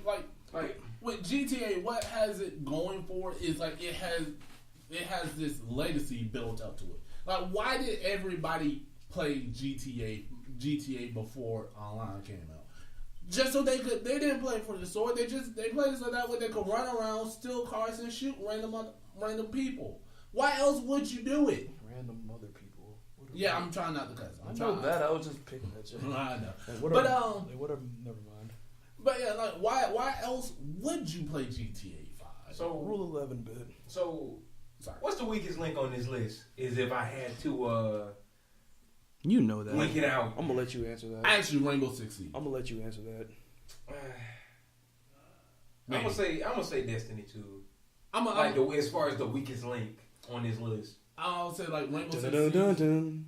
I'm gonna say Rainbow Six Siege or Destiny 2. Like you could toss it up between the two. It just Because I'll say Destiny 2 because for one, it came out in September. No, yeah, it came out in September. So that we can hear. But yeah, it came out in September. So the game is literally like 3 or 4 months old, but it's in the nominees for an ongoing game. When all of these have been out for at least 1 year. I mean, I get what you're going though, but I'm just saying, if this was like a contest for like the longest ongoing game, why even have a contest? Like honestly, I'm gonna say player-unknown battlegrounds. That's what you're voting for? Yeah, like hear my case out real quick. I don't know if y'all like this game has Overwatch, and I ain't gotta explain, Jack. I mean, yeah, like a couple of these games, like you can vote for, and like it's a given on why you would do it. PlayerUnknown Battlegrounds. When this game came out, it had literally no press release. It did not do no press. It didn't do no marketing. It came out, people started playing it, and like to this day, it is the literal most played game on Steam. It basically invented a genre of gaming. Like the battle royale where everybody like Call of Duty, Fortnite, mobile games, where all these people are starting to get into it. PUBG basically invented that, and like so for me, I have yet to get the chance to play PUBG, but I've seen matches. It's tense. It's tense, and like with them with it coming to Xbox One. And like eventually, hopefully, other consoles. How can I not say PUBG? It has the most going for out all of these other games right now. Baron, talk about Overwatch. All right. No. my dick. All right, y'all. But my whole thing with Overwatch is like, it hasn't lost any hype. Like, it really hasn't. It hasn't. I can't argue though. I was joking when I said talk about Overwatch. I mean, that's my whole thing. It's like it's a great competitive game. It's like it hasn't lost any hype. People are still like fucking sitting at the edge of their seat waiting for the next announcement, just like with BlizzCon when they show or reveal Moira. We got skins coming. I just thought about that. We got more skins coming. More Blizzard themed skins. Woo! About time freaking Doom has got something, even though it's kind of funny. Shouldn't the winter event be around the corner sometime soon? Yes, sir. We'll cross that bridge when we get there. But, next category, I have a little bit less experience in this, but best mobile game. For the best games playable on dedicated mobile devices. So we have Fire Emblem Heroes, Super Mario Run, Old Man's Journey, Monument Valley 2, and Hidden Folks. I'm gonna go with Fire Emblem Heroes. Pokemon Go! No, I'm just kidding, obviously. But yeah, no, I'm obviously kidding. Legit, forget Super Mario Run. It's a good game. Wait, what'd you say? Forget Super Mario Run. What? Impossible. Funny. like Super Mario Run is a good game, but like to really play it, you had to sink some money into it. Like they let you download it for free and do like Rule 11. Sorry. Yeah, I've said that a record number of times this pain. But yeah, no, like they let you download it for free and then play some levels on it. And then they'd be like, you have to pay for the rest of the courses. Other than that, like you could do like multiplayer you could do online multiplayer, but like truthfully, Fire Emblem Heroes. I'm gonna go with Fire Emblem Heroes. Just because I don't freaking know too much about. Well, I haven't really sank my fangs into any of these. I'm just gonna follow Baron on this one and hope that he doesn't freaking make me lose a point in this contest. Same here, because I don't play too many mobile games. All right. I actually don't even play Pokemon Go much, and like Pokemon Go for me was just like an extra bit of fudge on the fact that I was, jogging roughly every single day. So, our next category is best handheld games. For the best game playable on a dedicated portable gaming system, we got Poochie and Yoshi's Woolly World, Monster Hunter Stories, Metroid Samus Return, Ever Oasis, and Fire Emblem Echoes Shadow of Valentia. Okay, just this fact, and y'all, I got a freaking burning bias for the character of Samus Aran. Me too. However, I feel like Monster Hunter's taking this one. Like, truthfully, Monster Hunter does come from a critically acclaimed series, but so does Poochie and Yoshi's Woolly World. Goodbye. Like, honestly, legit, but no, I even saw gameplay of Ever Oasis. It came into some really good reviews. Like, legit, Nintendo, this is all nothing but Nintendo's category. All 5 of the games. So you know what? I'm gonna be safe and say Nintendo wins. How about that? Yeah, like you Ew. You just reminded me. I'm gonna exclude that from my vernacular. Yeah. Infamous meme person who I'm not gonna freaking mention the name of. You ruined that. All right. The same way. Never mind. Keep going. Because the Monster Hunter World beta is coming out soon, I'm gonna have to go with Monster Hunter Stories. Monster Hunter. Same here. Just because, even though I freaking love Metroid, love Samus, I feel like this is gonna be Monster Hunter all day. Honestly, any of these 5 could win, I wouldn't be mad. And side note, Monster Hunter World Beta is coming up this Saturday. I don't know when. I just know later this month. It's in a few days. Yeah. Next is best VR/AR game. I wanted to do this. I want to do 1 or 2. Man, share some of the love, man. Alright, best VR/AR game. For the best game experience playable in virtual or augmented reality, irrespective platform. We got Super Hot VR by Super Hot Team. Alright, that's a little too much for me. What? Super Hot VR? It's too much super hot. Then, like, who are you really trying to convince is super hot? Me or you? I don't know. Star Trek Bridge Crew by Red Storm Entertainment / Ubisoft. Tricky bitch. Lone Echo / Echo Arena by Ready at Dawn Oculus / Oculus Studio. Farpoint Impulse Gear / Sony Entertainment Interactive Entertainment. RE7 Biohazard by Capcom. You're gonna like. I think you're gonna like what I'm gonna say. 'Cause I think you know where my vote is going. RE7. Yes. Yep. Because it's basically the full game in your eyes as it is on console. Yeah. I love horror, and I love it when it's brought freaking. It's right in your face. Yeah, if executed, correctly. Long as the mess isn't looking like a cheesy haunted house, Oh, hold up.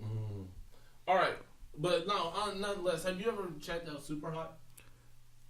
I've seen clips, some little clips here and there. All right, I want a Super Hot. It looks good. Like, because for those who don't know, the premise is simple. Time moves when you move. So literally, when you stop moving, time, I want to say, slow down to a crawl, or it just stops.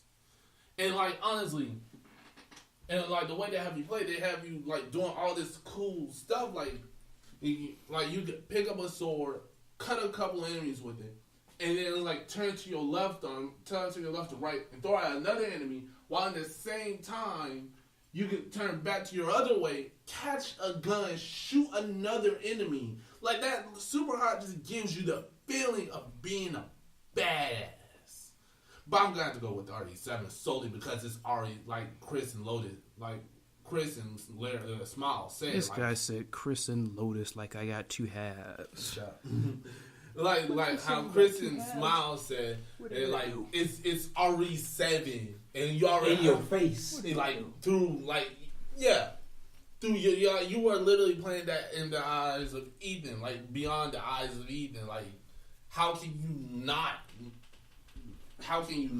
Well, the record Lone Echo was kind of cool too. Yeah. Next category is Best Action Game. For the best game in the action genre focused on combat, we got Prey by Arcane and Bethesda. We have Neo by Team Ninja, Sony Interactive Entertainment. We have Destiny 2, Bungie Activision, Cuphead, Studio MDHR, and Wolfenstein 2 by Machine Games and Bethesda. I already know what you're gonna pick, Smile. You're gonna pick Neo, of course. Out of these, yes. Cuphead. I'm honestly torn. All right, I'm gonna have to let my old ass weeaboo side take over. Neo. I used to be a weeaboo when I first got into anime and stuff. I felt like everybody was, and I love the Japanese culture. I still love it to this day. But you never stop being a weeaboo. You just retain it a little bit. You just suppress the weeaboo a little bit because you can't do it all the time. But you never stop being a weeaboo. Like, I stopped being a weeaboo and I became more of a fan. Like when you're a weeaboo, you speak the language in the broken parts. You be like, "Hello, Larry-chan. Hello, Chris-kun." Like you do stupid shit like that. You improperly use the words. I mean, I don't consider using the words that, but I mean, I get what you mean because it sounds when they do it's a little oversaturated. Yeah, like they use it all the fucking time. Whereas if you like learning the language, you would legit walk up to somebody and be like, "Watashi wa Ronald did." I don't mind weeaboos all that much as long as you're not snobby about it. As long as you're not snobby and as long as you're not annoying. All right, so we got 2 for Neo and 1 for Cuphead. All right. You talk about. All right. So next up, you want to read those ones, Lotus? Sorry. No, you know what I'm gonna read. We'll cross that bridge when we get there. All right. Best action adventure game. For the best action adventure game combining combat with traversal and puzzle solving, we got Uncharted: The Lost Legacy by Naughty Dog / Sony Interactive Entertainment, Assassin's Creed Origins, Ubisoft Montreal / Ubisoft, Legend of Zelda: Breath of the Wild, Nintendo EPD / Nintendo, Super Mario Odyssey, Nintendo EPD / Nintendo, and Horizon Zero Dawn. Guerrilla Games Sony Interactive Entertainment. This freaking Super Mario Odyssey, freaking Legend of Zelda, and freaking Horizon. Just like it's like freaking. It's no. Dang it! You ruined my joke. But like, it's like, hey, I made it here too. Hey, me too. Hey, like that. I feel like they just dap each other and be like, "We'll see you in the next category." Yeah, we'll see you in the next. Category. Like legitimately, I got one, but no, we got two now, huh? Like honestly, legitimately, this is honestly a hard pick. I want to give it to Assassin's Creed Origins because a lot of people do enjoy that game, and Assassin's Creed is like RE7 is like coming off of a franchise people are not liking all that much. But if I had to pick between these five, Legend of Zelda: Breath of the Wild, like Legend of Zelda: Breath of the Wild, another guy walked by and stuff. We got viewers, physical viewers, in-person viewers. Yeah. Nonetheless, also by the way. Thanks again to Comics Plus for letting us record here in like 502 Cherry Street. Come down and check them out one day. But like I have to say Legend of Zelda: Breath of the Wild. I might have to give it to that. I'm hard pressed. Like honestly, all five of these are good. I can see any of the five taking them. But if I had to pick, I want Legend of Zelda: Breath of the Wild. I wouldn't be shocked if Mario Odyssey came out and beat it and won it. I wouldn't be shocked at that. Like, would any of y'all? I wouldn't be shocked. No, because it's a bunch of good ones. I mean, it's like when you have that type of award with nominees and it's a bunch of freaking awesome nominees, it's like, okay, they went that way. You wonder which way it's going to go. I mean, it's not like freaking them is like, oh, what? What? Freaking this? That's like. But just to freaking, just to get it out the way. This is another one of those instances where I'm going for one, but I feel like another one's going to win. Uncharted is what I'm going for, but who I feel is going to win, Horizon again. I can see any. And I'm voting for Horizon at that. He got the freaking pad right there with the rope, but he just freaking hit and missed right there. My bad. And I finally broke Rule 11. Slip of the wrist. Slip of the wrist. Slip of the wrist. Alright, but let's see. Next, the best role-playing game. Oh, Lord. Oh. All right.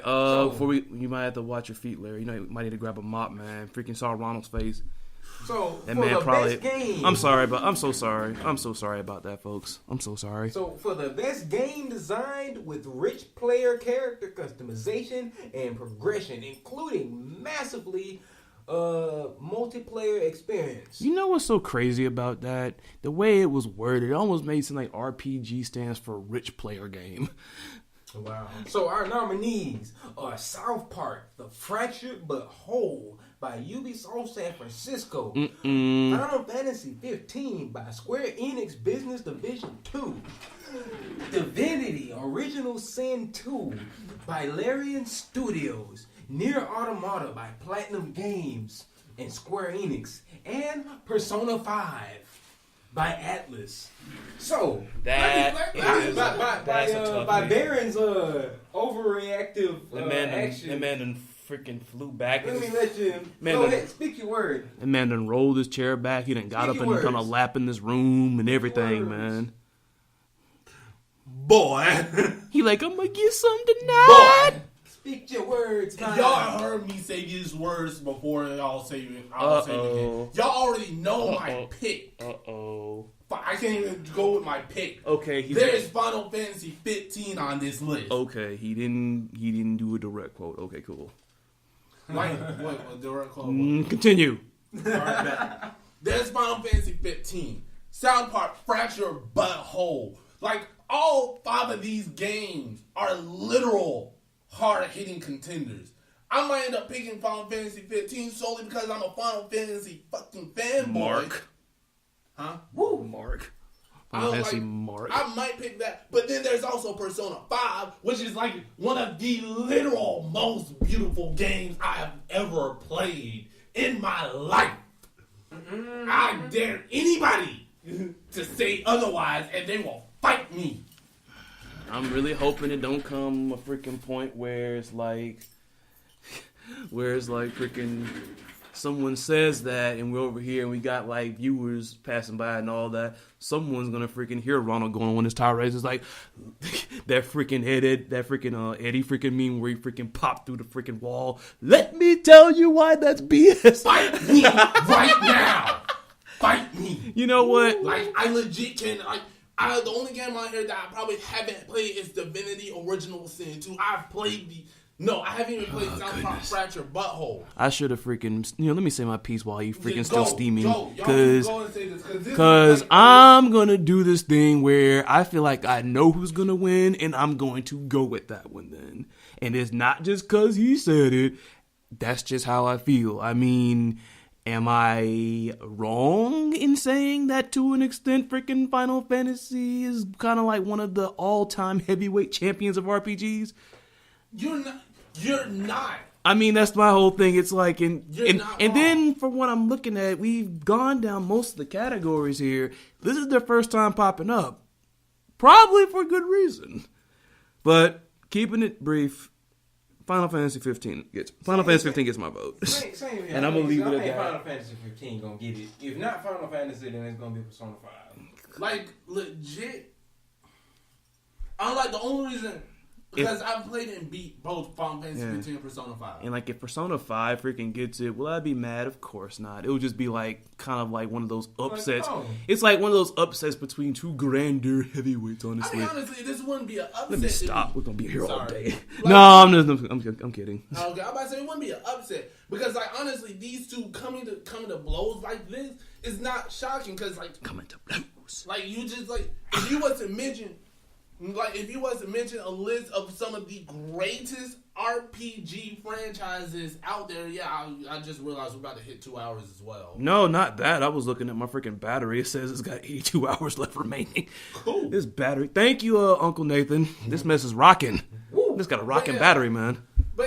But 2 hours ain't nothing. It's a freaking special. It's the VGA special, bruh. But like, legitimately, these two games coming to blows. If you made a list of like some of the most hardest hitting RPGs out there in the world, I promise you will get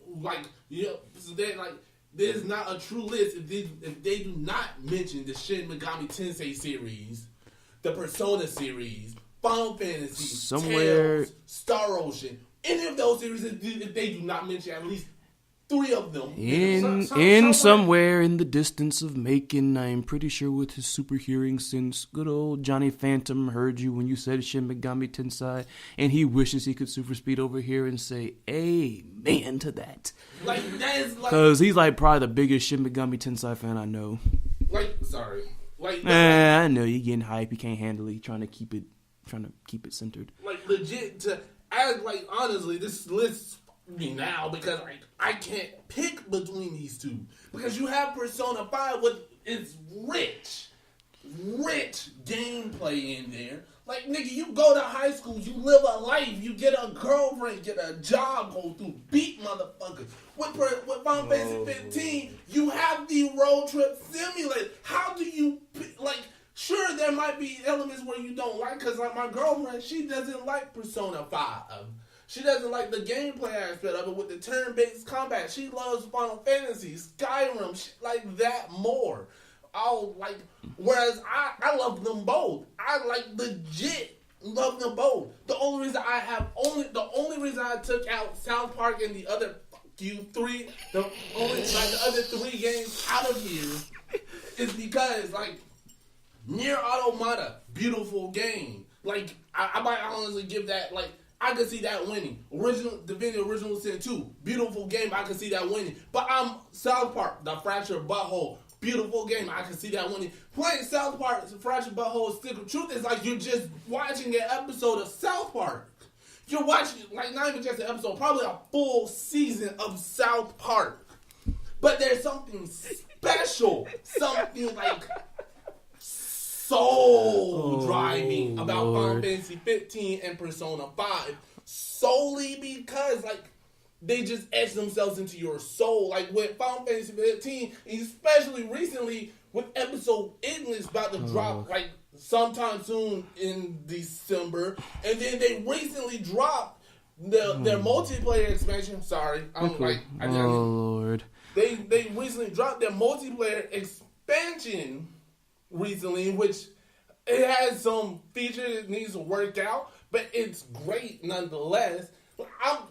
Okay, it's okay. Final It's okay. Fantasy It's okay. 15. It's okay. I'm It's picking okay. Final Fantasy 15. I just literally saw, and it's kind of funny seeing that it tis the season. I know they played the freaking Charlie Brown freaking Christmas special on TV at least one time. I just saw a literal reenactment of when Snoopy was mocking freaking Lucy when she was barking orders at them. You gotta have attention. You gotta respect your director. Like, I literally just saw a reenactment of that. So I think we've heard enough there. So We heard enough there. The divinity upon For Final Fantasy 15. as a vote. But hey, let's just be happy that this is not a situation possibly where if Final Fantasy doesn't win, he's going to declare war on whoever voted this mess. And let me not get him started. Let me not get him started. I won't. Let me not get him started. So, And I can't even get mad at him because I was doing a similar face melter when we were talking about freaking most hated gods. If you haven't seen, for those of you, of course, if you don't have all the time, another little break here, if you don't have all the time in the world to watch a 1 hour, or in this case, a 2 hour long special, we have now decided that we will be posting excerpts of different little sections of the show on our channel so you can watch them there. Get it quick and easy if you're on the way to work. If you're about to clock in, you can listen to a little 5-10 minute something before you go in. So that's a little something from us to you. If you have any other feedback about how you want content to be provided, drop a message, comment on the video, whatever it may be. We are here trying to provide content to you in the best way and in the most feasible way possible. Thank you for all of you that supported, and now let us proceed. Well, hold on, one more thing. Also, thank you again to Comics Plus on 502 Cherry Street. Thank you for letting us borrow a room for our like recording our podcast. I'm only just counting because there's freaking 3, but hey, we agreed to it. Ain't no doubting. Like, he probably would have been good with just a single shout out, but like, We did give a single. Yeah. Times 3. Yeah. But yeah, nonetheless, Comics Plus, come check them out one day. Let's move on to the next. Now, So this is where I step in. this is where me and Lotus This is where step in. I step in. You've been narrating all day. I'm talking about the topic in general. Oh let yeah. him read Oh this yeah. one. Oh yeah. Okay, I'll give you that one. All right. Finally. Finally, this wolf has come back to his habitat. What's up, Rock? All right, so here we are. Best fighting game. For the best game, designed primarily around head-to-head combat. Kind of funny how that still makes sense. Head-to-head, hand-to-hand combat. But of course, hand-to-hand combat is not just local to these games. Tekken 7. Bandai Namco Studios and Bandai Namco Entertainment. Nidhogg from Messhoff Games. Nidhogg 2, pardon me. MVCI, for those of you, since I'm using acronyms, Marvel vs. Capcom Infinite by Capcom. Injustice 2, NetherRealm Studios and Warner Brothers Interactive Entertainment. And ARMS by Nintendo EPD/Nintendo. Can I go ahead and start this one off? You've started off roughly every one. Sorry. Jerk bag. You on like 3 tirades. Don't you need a break? Don't you need a break, man? Don't you need some? No. Matter of fact, go ahead. Go ahead. Shoot. Out of all this list, my personal pick, Tekken 7. I might give like that. That is a beautiful game with a even more beautiful soundtrack. Honestly, they could have picked like they could have put that one like the best original soundtrack wasn't that one on the list? They could have. I mean, great soundtrack, but compared to those, yeah, you're right. yeah, I was about to say, not even compared to those. It has the soundtracks from all the other old games. So And you can't it say also it's- has its own original one. But honestly, Tekken 7 is my pick. Now, as far as ARMS going on being on here, honestly, I cannot see that one winning. Like, it was a great breakout, but like Too soon. I might Too early. yeah, like honestly, compared to all these other ones, ARMS, I thought was very creative. It is. For the little bit that I played of it, it was very creative. I mean, it didn't keep me enticed. It didn't make me want to go out there and get a freaking, what is it, the Switch? Yeah. See, look at that. Like, honestly, I need to know about the Switch because the next Ace Attorney's coming out on Switch. I need to know about that, but the only very reason creative. If I got a Switch, I'd get ARMS. I recommend ARMS, but if I had to pick out of this category, ARMS is not going to win it. As much as I would love it, it's not going to. I'm giving it to Tekken 7 in both. No, there's Injustice 2. So Tekken, like my choices in is Tekken 7. I'm not going to be mad at whoever wins unless it's infinite. I'm not going to be mad. Y'all two can take the table. You looking eager? Go. No, Go. You looking eager? Go. I can feel. I'm closing it out. You looking eager? You looking eager? You looking eager? Well, I'm just sitting here waiting calm, like meditating. So, my pick is gonna be Injustice 2. Me and another friend of ours, we got the Ultimate Edition, and we would say that's probably the best money we done spent on a fighting, even if we just bought the Standard Edition. Like that you could, because I have not even to this day regretted buying that game. Like it has filled me with plenty of hours of entertainment. That's plenty with an A. Plenty. Plenty. Plenty. Plenty. But Injustice 2 is great. It has a good pace of combat. It has a wide roster of characters with more coming out. With 3 new characters coming out. Technically freaking technically 6. Technically, if you include all 4 turtles, but it has a wide roster. All of them are unique in their own way. None of them really run together in some type of way, and it just makes for good combat because none of the characters, even as far as like good characters, none of the characters are really bad characters. Like all of them have their own unique tools and have their own strengths and weaknesses that make them viable in any matchup. And that's why I'm putting Injustice 2 as my pick. That was a micro tirade. Micro tirade, as he puts it. Micro tirade. Can tirades really be micro? I don't know. I don't think so. Little baby tirade. I mean, you've seen them in short little bursts and stuff like that. Okay, I'm just going to go ahead and cut out all the stuff that I feel like I'm not really feeling for this then. Like I said, ARMS was creative, but it didn't keep me, to be honest. Like I said, very creative, nice for innovative idea, but it just didn't keep me. That's just me personally talking. Nidhogg, I actually learned a little bit about because Baron played a video explaining the first one and how it transitioned into the second one, and I actually thought it was a pretty cool transition. And also, just like ARMS, very, very, very unique, like very unique take on the fighting game, honestly. Very unique take on like just being in like an environment where it's a little more larger than just a typical, here's the stage and you might get an interactable here or whatnot. But, that's just that. Now, I would put both of those, I won't say I put them above anything just because even still with Nidhogg being creative, it's just like, not going to keep me. It just didn't. I mean, maybe I'll give it a second shot, but off the jump shelf, nah. MVCI, I think I already hinted at this earlier, disappointed me. This roster, unique as it is, it was just the gameplay I wasn't really feeling. And the thing was, I was excited when they compared it to TBC, because Tatsunoko vs. Capcom is my favorite game of the Capcom versus series. All the MBC2 peers are going to get mad at me, but hey, that's my pick. MBC2 in some, maybe because I look at it so much from the competitive aspect, is a bit overrated to me. Because it's like, there's a whole bunch of characters, but only a handful were viable. In competitive play, at least. But, not saying it's a bad game, it's just TBC is my top. Tekken 7 versus Injustice 2 for me is a tad bit difficult, but I will give the edge to Injustice 2, and I'll tell you why. Injustice 2, I'll keep it simple. Aside from the fact that the gameplay wise is still pretty good. They sharpen up on some things, like the interactables are a little bit more balanced this time because they're not unblockable like they were in the first game. And on top of that, just point blank simple, I got what I wanted in Injustice 2. When Injustice Gods Among Us, the first game, came out, I wanted Starfire and Cheetah in that game.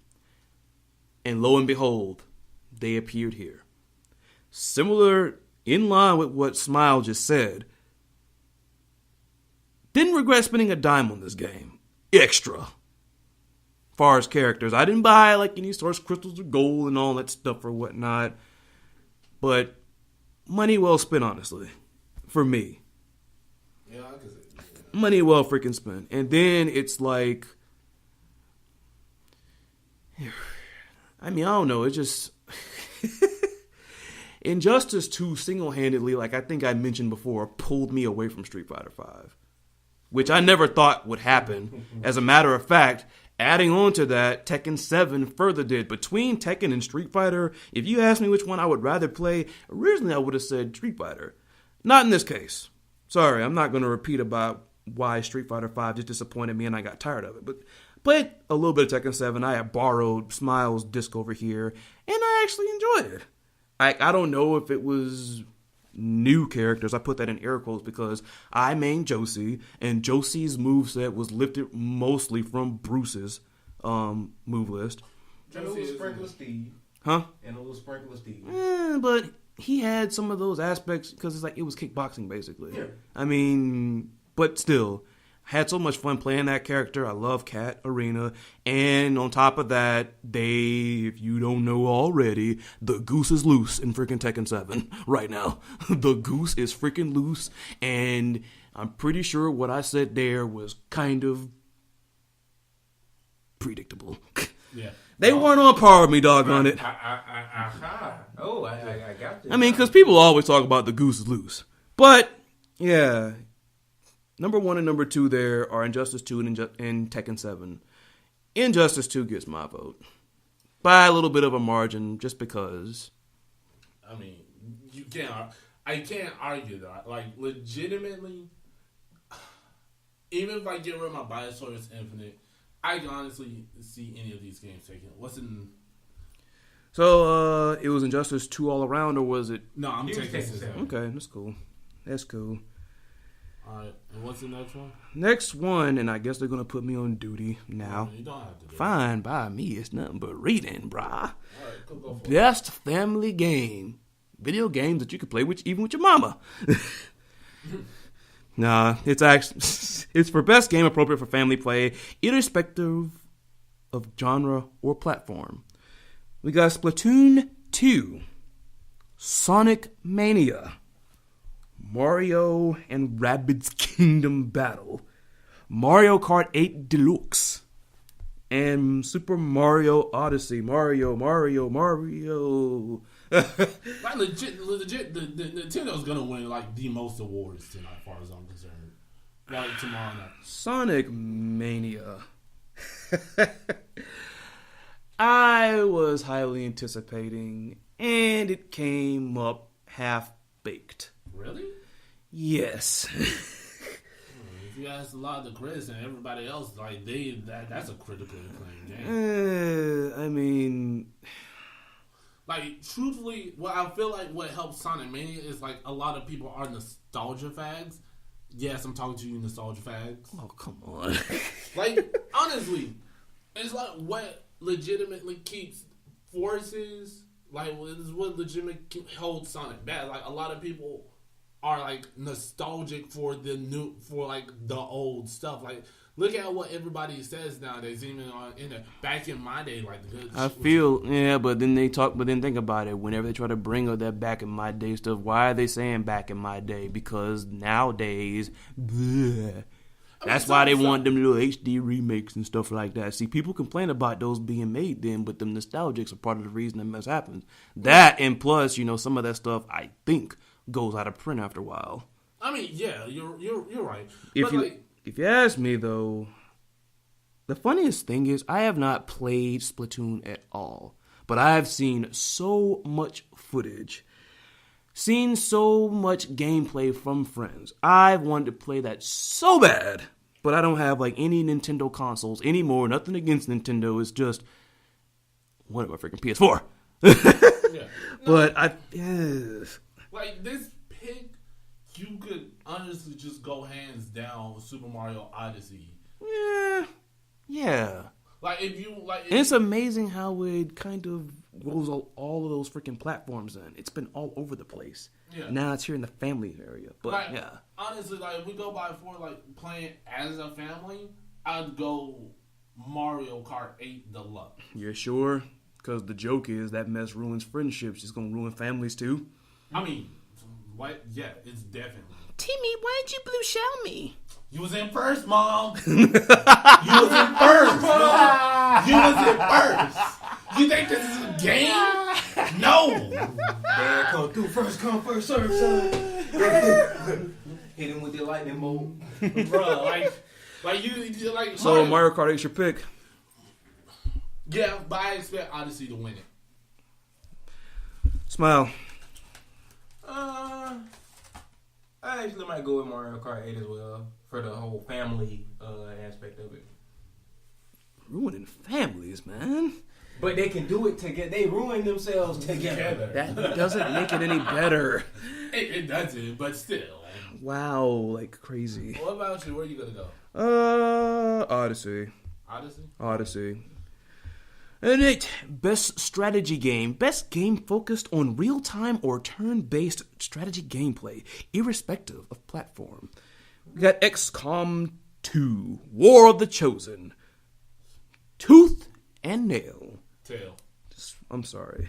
Tooth and Tail. I'm so sorry. Total War, Warhammer 2, Halo Wars 2, Mario, plus Rabbids Kingdom Battle. That hurt my ear. All right, now truthfully picking out of this section, I might have to give it to XCOM 2 War of the Chosen. Solely And while you're talking about me, you should see some of the times when y'all been whacking out, especially during your little freaking Final Fantasy face melter. Boy, yo.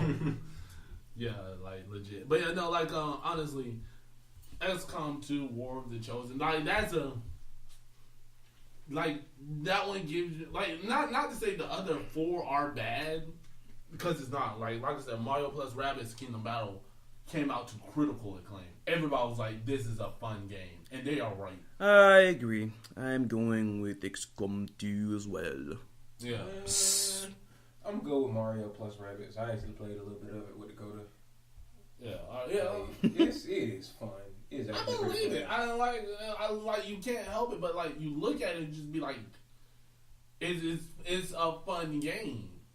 But like I honestly, like I said it once, I'll say it again. You know what? Let me go back. For best family game, I'm gonna rescind my pick. That's what I'm gonna have. Mario plus Rabbids for family game. Oh shit! So we got like the 3 Nintendo games, the 3 Mario games winning. Yeah. But yeah, now what's next? Best sports racing game. We're I was just joking. We're a little lacking on this one, but we'll try. Project Cars 2, Pro Evolution Soccer 2018, NBA 2K18, GT Sport, Forza Motorsport 7, FIFA 18. like my pick personally is GT Sport. My personal pick is IDGAC. Alright. But yeah, no, like GT Sport is also one of those long running series. Sorry. It's also one of those long run series. Not to say Forza Motorsports is bad. Not to say like the others are bad. It's just like GT Sports is trying to do what the other games are. Said GT Sports your pick. Yeah. I'm gonna do like somebody at a freaking new restaurant. I'll have what he's having. Alright, so we got 2 from GT Sport. You? Just because I want something special for whoever gets the most here. Gotta make up something. But me personally, since it's the only one I've actually played, I'm going for Forza. Forza. Like I said, like any of them have the chance to win. I just go for GT Sport. Best Multiplayer. Do I have to define this one? In the interest of objectivity and etiquette, I will. For outstanding online multiplayer gameplay and design, including co-op and massively multiplayer experiences, irrespective of game genre. I'm sorry I sounded so schizophrenic just then. First one, Fortnite. Ooh. Call of Duty World Warfare 2. Splatoon 2. Mario Kart 8 Deluxe. Destiny 2. Player Unknown's Battlegrounds. Not 2. Alright, so first and foremost, I know Fortnite is a multiplayer game, offer up. I know that was a pretty good game offer up. But honestly, they might as well have just added Fortnite Battle Royale. That's the main reason why Fortnite started catching as much traction as it did. They added that Battle Royale and everybody was like, oh, Battle Royale? Let me hop on this. Fortnite Battle Royale is a fun game mode. I mean, I've played the PvE mode where, like, I played their main game when Smile had it, but I just didn't care about it like that. I didn't sit down and just be like, I don't care enough about building people. I just want to run around and shoot niggas. Fortnite Battle Royale gave me that, but if I had to pick, Player Unknown Battleground, solely because it's 100-man free-for-all. Splatoon 2 is my pick. Best multiplayer. I'm gonna have to go with. Let's see. My personal pick. I'm gonna say. Fortnite. Yeah, Fortnite. Yeah. But as far as who I think gonna win, I heard the if. As far as who I think gonna win for best multiplayer game, it pains me to say it, but either Player Unknown or freaking Destiny. But don't forget Call of Duty. Ain't Call of Duty. Like, honestly. What's this? Most anticipated game presented by McCafe. All your McDonald's coffee needs. I'll give you that one. That one sounded nice. What is our pick? But I already know. Awarded to an upcoming game that has shown significant ambition and promise. Title must be announced and scheduled for release after December 7, 2017. The Last of Us Part 2. Well, I know my choice. Red Dead Redemption 2. Monster Hunter World. Oh crap! I forgot about that one. Marvel's Spider-Man. God of War. Never mind, I don't know my choice anymore. Well, they don't already know. My choice is God of War. Last of Us Part 2 is mine. Boy. Last of Us Part 2. I fucking love that series. Like, I love that series too, but God of War. Yeah. Like honestly, I wouldn't care. Wait, what's the next pick? We got Best Independent Game for outstanding outstanding creative and technical achievement in a game made outside the traditional publisher system. I feel like I think it's Pyre. Is it Pyre? Pyre. Pyre, sorry. Pyre. We got Night in the Woods. We got Cuphead. What Remains of Edith Finch. And Hellblade. This comes down between two picks to me. Like, Cuphead or Hellblade Senua's Sacrifice. Hellblade is my pick. Hellblade. I might have to say Hellblade. Hellblade is my pick. Because, like, honestly, yeah, Hellblade. Like, we've been waiting for Cuphead for a good minute. Yeah. Best Student Game. Awarded the best student project created at the high school or college level. Granted, we might not know much about these. But that's still impressive. Still impressive, then. Like, good job to these students. Like, especially, like, which one of these was done by a high school? I don't exactly. Let me look and see. University, Interactive, Entertainment Academy, Institute, I don't know. I think all of them were college level. Yeah, it looks like. I keep seeing Institute. I'm not shocked. But even with that, I will still announce them. We still acknowledge them. Although, according to what I'm looking at here, this is a jury pick. So that's pretty awesome. You can see that right there with the choices there. Mm-hmm. Yeah. Meaning, by Hadi's Yet, from DigiPen Institute of Technology in Singapore. Level Squared, Kip Brennan, Steven Scoglio, Dame Perry Sveston, Swinburne University of Technology. Impulsion, Hugo Verger, René Bertrand, and Maxime Lupinski, EM Institut de Internet et Multimédia, excuse me. It must be a Spanish or Italian. No, French. Oh, well, I was about to say, you started hitting that Spanish accent hard. You got to, I tried, I'm sorry if I botched that. Falling Sky. I actually let me just say for a minute, I like that name. It is name. Jonathan Nielsen, Nikolay Savov, Moshin Shah, National Film and Television School. Hallowed. Love the way this looks. Hollowed. Either way, I love the way this looks. Aaron Merrick, Jarek Flores, Charlie Shuchard, and they're from the University of Central Florida, Florida Interactive Entertainment Academy. And finally, From Light. I like this title too, and it looks interesting. Fafina Bout, University of Southern California. By the way, those of you in Southern California affected by the fires, evacuate, please. Yes, please go ahead and out. We don't want any of y'all to be in there. Are we still going to cast a vote? Still, but I don't know. We don't know much about those. But if you want to do it based on how they look, we can do that. Yeah. All right. So I'm gonna go. Let me go first on this one. Mm-hmm.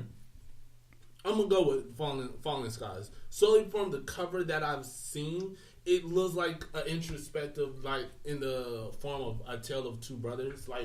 And the way that gameplay is, like two brothers went on this journey to go save their dad. This looks something like that. You're gonna deal with like two family members, and it's like they're gonna go on this journey to go for whatever reason. It might be a post-apocalyptic world. They might just be running away from home. It looks interesting. All of them looks interesting, but that's my pick. Falling Sky. It's in front of you. I guess my pick would be From Light. It has that because I like games like Limbo and Inside. Yeah, that's what I thought about. That's what I had thought of when I saw it. Side scroller, solitary feel. Taking nothing from the creators, like that title did seem like something possibly that the same creator would have made, but I feel like because the same people that made Limbo made Inside, right? Yeah. It seems almost like with the band Seven Dust for most of the time up until I think their 7th album, I think. I'm not sure, but like all their albums had single word titles. So it's like, with the exception of that, it seems like that would have been something made by the same creators there. Yeah. One more look, even though I think I know what it is that I like.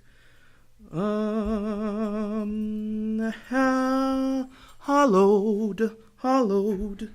I like it looks a little, it's almost like that design style that blurs the line between eerie and cartoonish. Kind of, sort of how I would imagine, I'm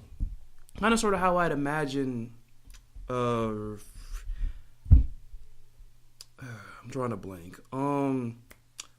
Nightmare After Christmas, if it was drenched in blue, basically. But nonetheless, congratulations to these college students. I really do hope that you make it inside the game, inside the gaming business. Now, next, we got Trending Gamer for streamer, influencer, or media member who has made an important impact on the industry this calendar year. We've got... Oh, you just felt it's appropriate to talk about them because you're a streamer? Yes. Twitch streamer? Yes. Twitch streamer? Twitcher? Yes. Twitcher? Anyway, Twitcher. We have Steven Spawn, Twitcher, a.k.a. Able Gamers, Mike Grisette, we have Shroud, we have Cloud9 Shroud, we have God Beam, a.k.a. Dr. Disrespect, we have Clint Lexa, a.k.a. Half Coordinated, and then finally we have Andrea Renee, of What's Good Games. Honestly, truthfully, I wouldn't mind within like the next year Well, I hopefully one of us would be on this list personally. But first, I'm gonna go with I have to go with Dr. Disrespect. I'm subscribed to his YouTube channel. I follow him on Twitch. Like the stuff I do watch on his YouTube is pretty good. Like I like the character he's built for himself. Since I'm unfamiliar with most of them, to be honest, and I'm sorry if that. Well, hold on.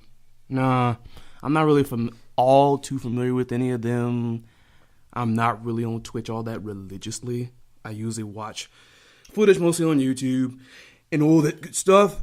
But I'll just do the usual. I'll be like, I'll have what he's having. All right, so we got 2 for the doctor. Two for the doctor. Same here for Dr. What is it, Dr. Disrespect? Yeah.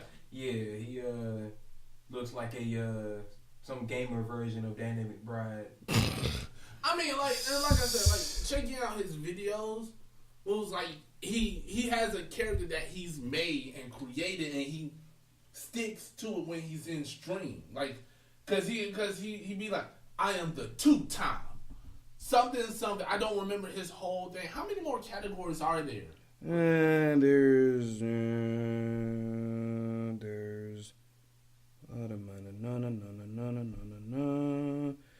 1, 2, 3, 4, 5. Although 6. Yeah, 6. So 6 more categories. Well, that last one is No, don't forget Game of the Year. No, I mean like the last one right there is like best Chinese game. I mean, do you still want to cover? Well, covering all grounds. Yeah, we covering all grounds. All right. We'll cover all grounds. All right, so we've already made our choice for trending gamer. All right, so what's next up? I got it. Let me get it. All right. The nominees for Best Esports Game for the game that has delivered the best overall esports experience to players, inclusive of tournaments, community support, and content updates, irrespective of genre or platform. First up, Rocket League. Next up, League of Legends. Third, Dota 2. Fourth, Counter-Strike Global Offense. All right, CSGO. Right. And finally, last but not least, Overwatch. I know y'all pick. Y'all saying Overwatch off rip. It is Overwatch. All right, now for me personally, whoops, I hit a button. Anyway, for me personally, I might have to say League of Legends solely because it's the one that got me into it. Now, like Rocket League is soccer with high-powered cars. Dota 2, I might have to say, you could honestly say Dota 2 for winning because it honestly started. No. It's the second longest running esports in there. CS, Counter-Strike Global Offensive, aka CSGO, is like what basically started for me.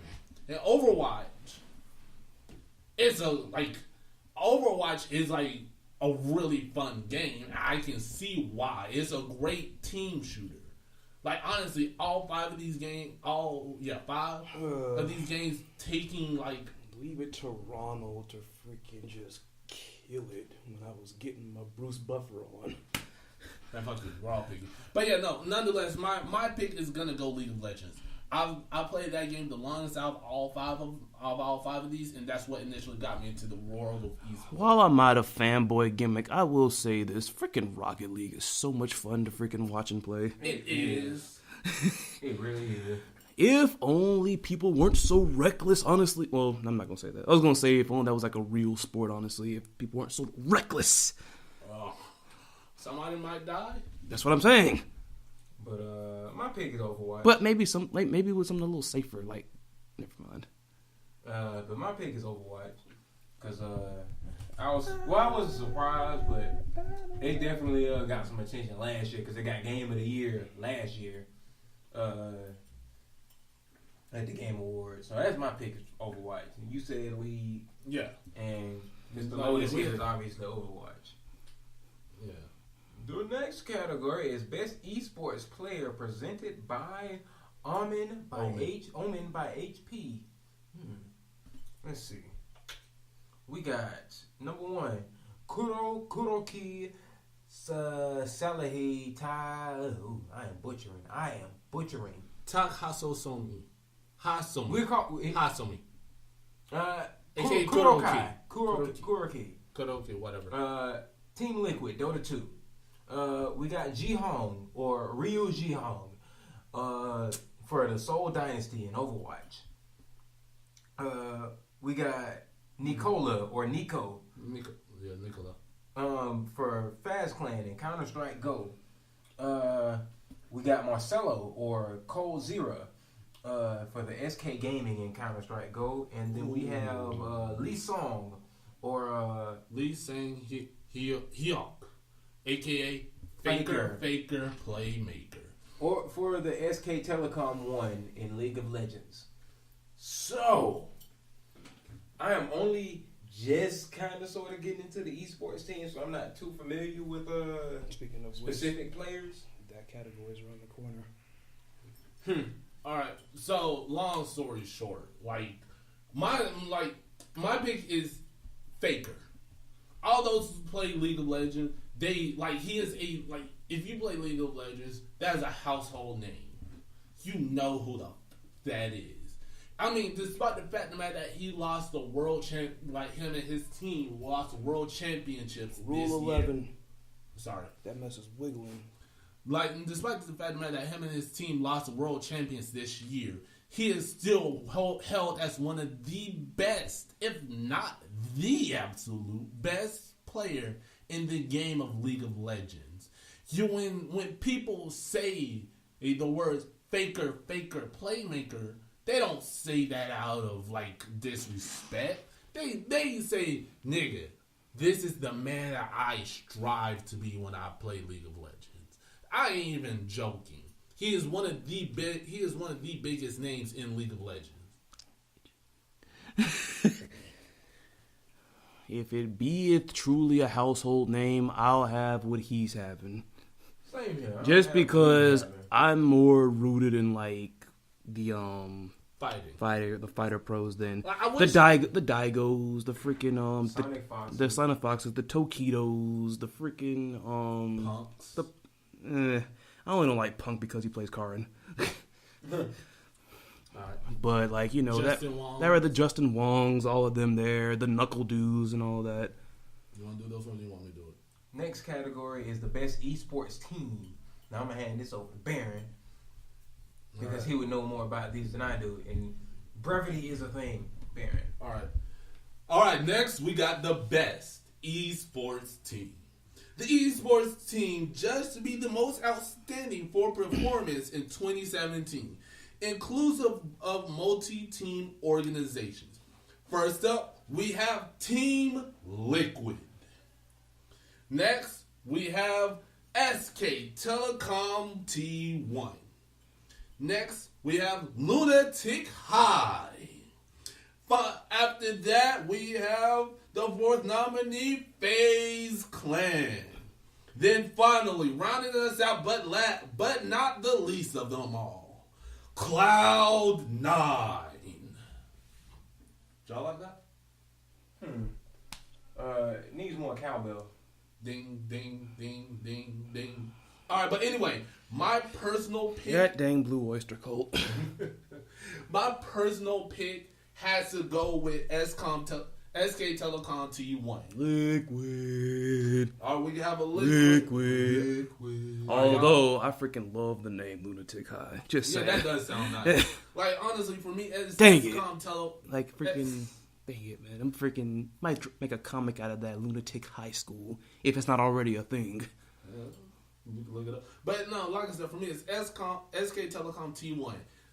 That's the most that's a dynasty team in League of Legends. That has Faker. That's Faker's team. He's one that brought them up to where they are. Like I said, even though they did lose, The fact of the matter that they lost their world championship, that they are still on this list, deems them to like says something about how good they are. They're the only team, the literal only team to win the League of Legends championship 3 times. They didn't do it 3 times in a row, but they won it 3 times. Like, they're on their way to becoming a League of Legends dynasty team. But that's my pick. SK Telecom, Team 1. Uh-huh. All right, what do y'all say? Liquid. Why Liquid? I'm like, is that Overwatch team, Smite team? Actually, there are no Smite. Well, I don't know. No, that wasn't even. No, like there aren't even any Smite teams there. No. I mean, I want to say they might have. I want to say. Well, no, none of the pro Smite players are up here. But no, but I want to say like Liquid FaZe and Cloud. I know Cloud9 has a Smite team. I know Cloud9 is involved in like Overwatch, Smite, League, all that, and also CS:GO. All right, but all right, Liquid. Now, best debut indie game presented by Chic Hydro. Alright, so recognizing a new independent studio that released its first game in 2017, winners selected by fan voting. So, first pick, Slime Rancher, followed by Mr. Shifty, followed by Hollow Knight, followed by Golf Story, and preceded by Cuphead. All right, hold on. Wait, you shook your head to Hollow Knight. What's wrong with Hollow Knight?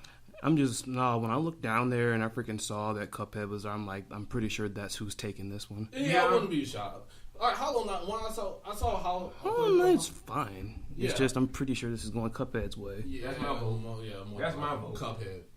And then, best Chinese game. A fan-voted award to recognize the most popular game in China as judged by the Game Awards viewers in China. So, we don't really care. We got Might as well skip that since he freaking just buried it just a moment ago. I'm sorry. Like, we have King of Glory, Icy, Gumballs, JX3 HD, and Monument Valley. JX3 HD looks awesome. It really does. Yeah, I'll go with that one. I'll go with JX3. Me too. All right, main event. Yep. Back to the top. Because this is what you've been waiting for, people. The nominees for the Game of the Year. Bit. I feel like we should do it all together one more time. Wow. So, the nominees for the Game of the Year, recognizing a game that delivers the absolute Rule 11. best experience across all creative and technical fields. Nominees are Legend of Zelda, Breath of the Wild by Nintendo, Super Mario Odyssey by Nintendo, Persona 5 by Atlas, PlayerUnknown Battlegrounds by PUBG Core, and last but not least, Horizon Zero Dawn by Guerrilla Games and Sony Entertainment. So, Game of the Year contenders. Like, honestly, this whole year is stat. But, like, as much as I want to give it, as much as I really would want to give it to PlayerUnknown Battleground, because it does have great replayability, I can't give it to them because, like, it scratches a certain itch. But beyond that, I don't care about it. Like, it doesn't give me some deep storyline. It doesn't give me that. Like, it just scratches this one particular itch. And then, like, I can move on. I have these other 4 games. Whereas, like, Legend of Zelda, I have a deep, enriching story. Same with Persona 5. And basically the other 4, I have a storyline that makes me care. I'm going to have to pick Persona 5. I'm sorry, Zelda. I know I ranted to rave over you, but, like, Persona 5.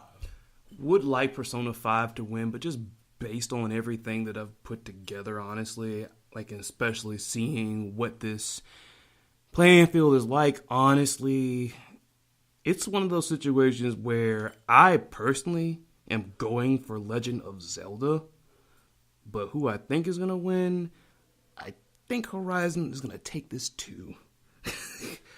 I feel like that's where it's going. That's why I'm putting my money on Horizon, which they did something weird recently. So they had the Black Friday sale recently, and you get this special edition of the game half off, and then a week later, after they sale, after people done bought the game, they announced, hey, guess what? We got a complete edition of the game. They had a trailer for like the accolades and all this good stuff. So, I saw that. Yeah, I heard about that. Well, yeah. Even with that, like I said, my money's going on Horizon. Like, I'm just feeling like Horizon's going to be taking a lot of stuff. Like, honestly, but all these games would deserve their respective awards. But everybody can't win no matter how they twist it. What a freaking episode. Oh, yeah. Oh, my goodness. Well, we are So, near the 3-hour mark. But yeah, I mean, hey, it's not like we were just sitting here rambling about every little thing. The Game Awards is going to be on tomorrow, probably around the time this is going to come out. If possible, we'll try to That's cool. Now, we'll see about that.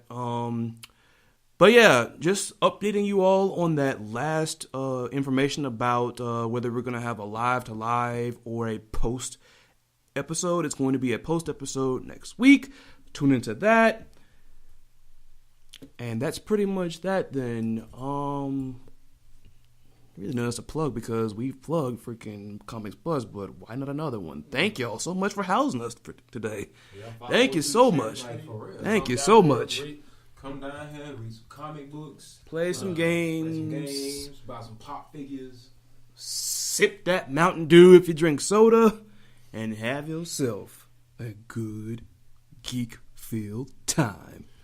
By the way, I am the Baron. And I am Smile. And a tip of the hat to all of you from Theodore Frostfang III. And you have just tuned in to another episode of the 18-Bit Podcast. We will see you next week.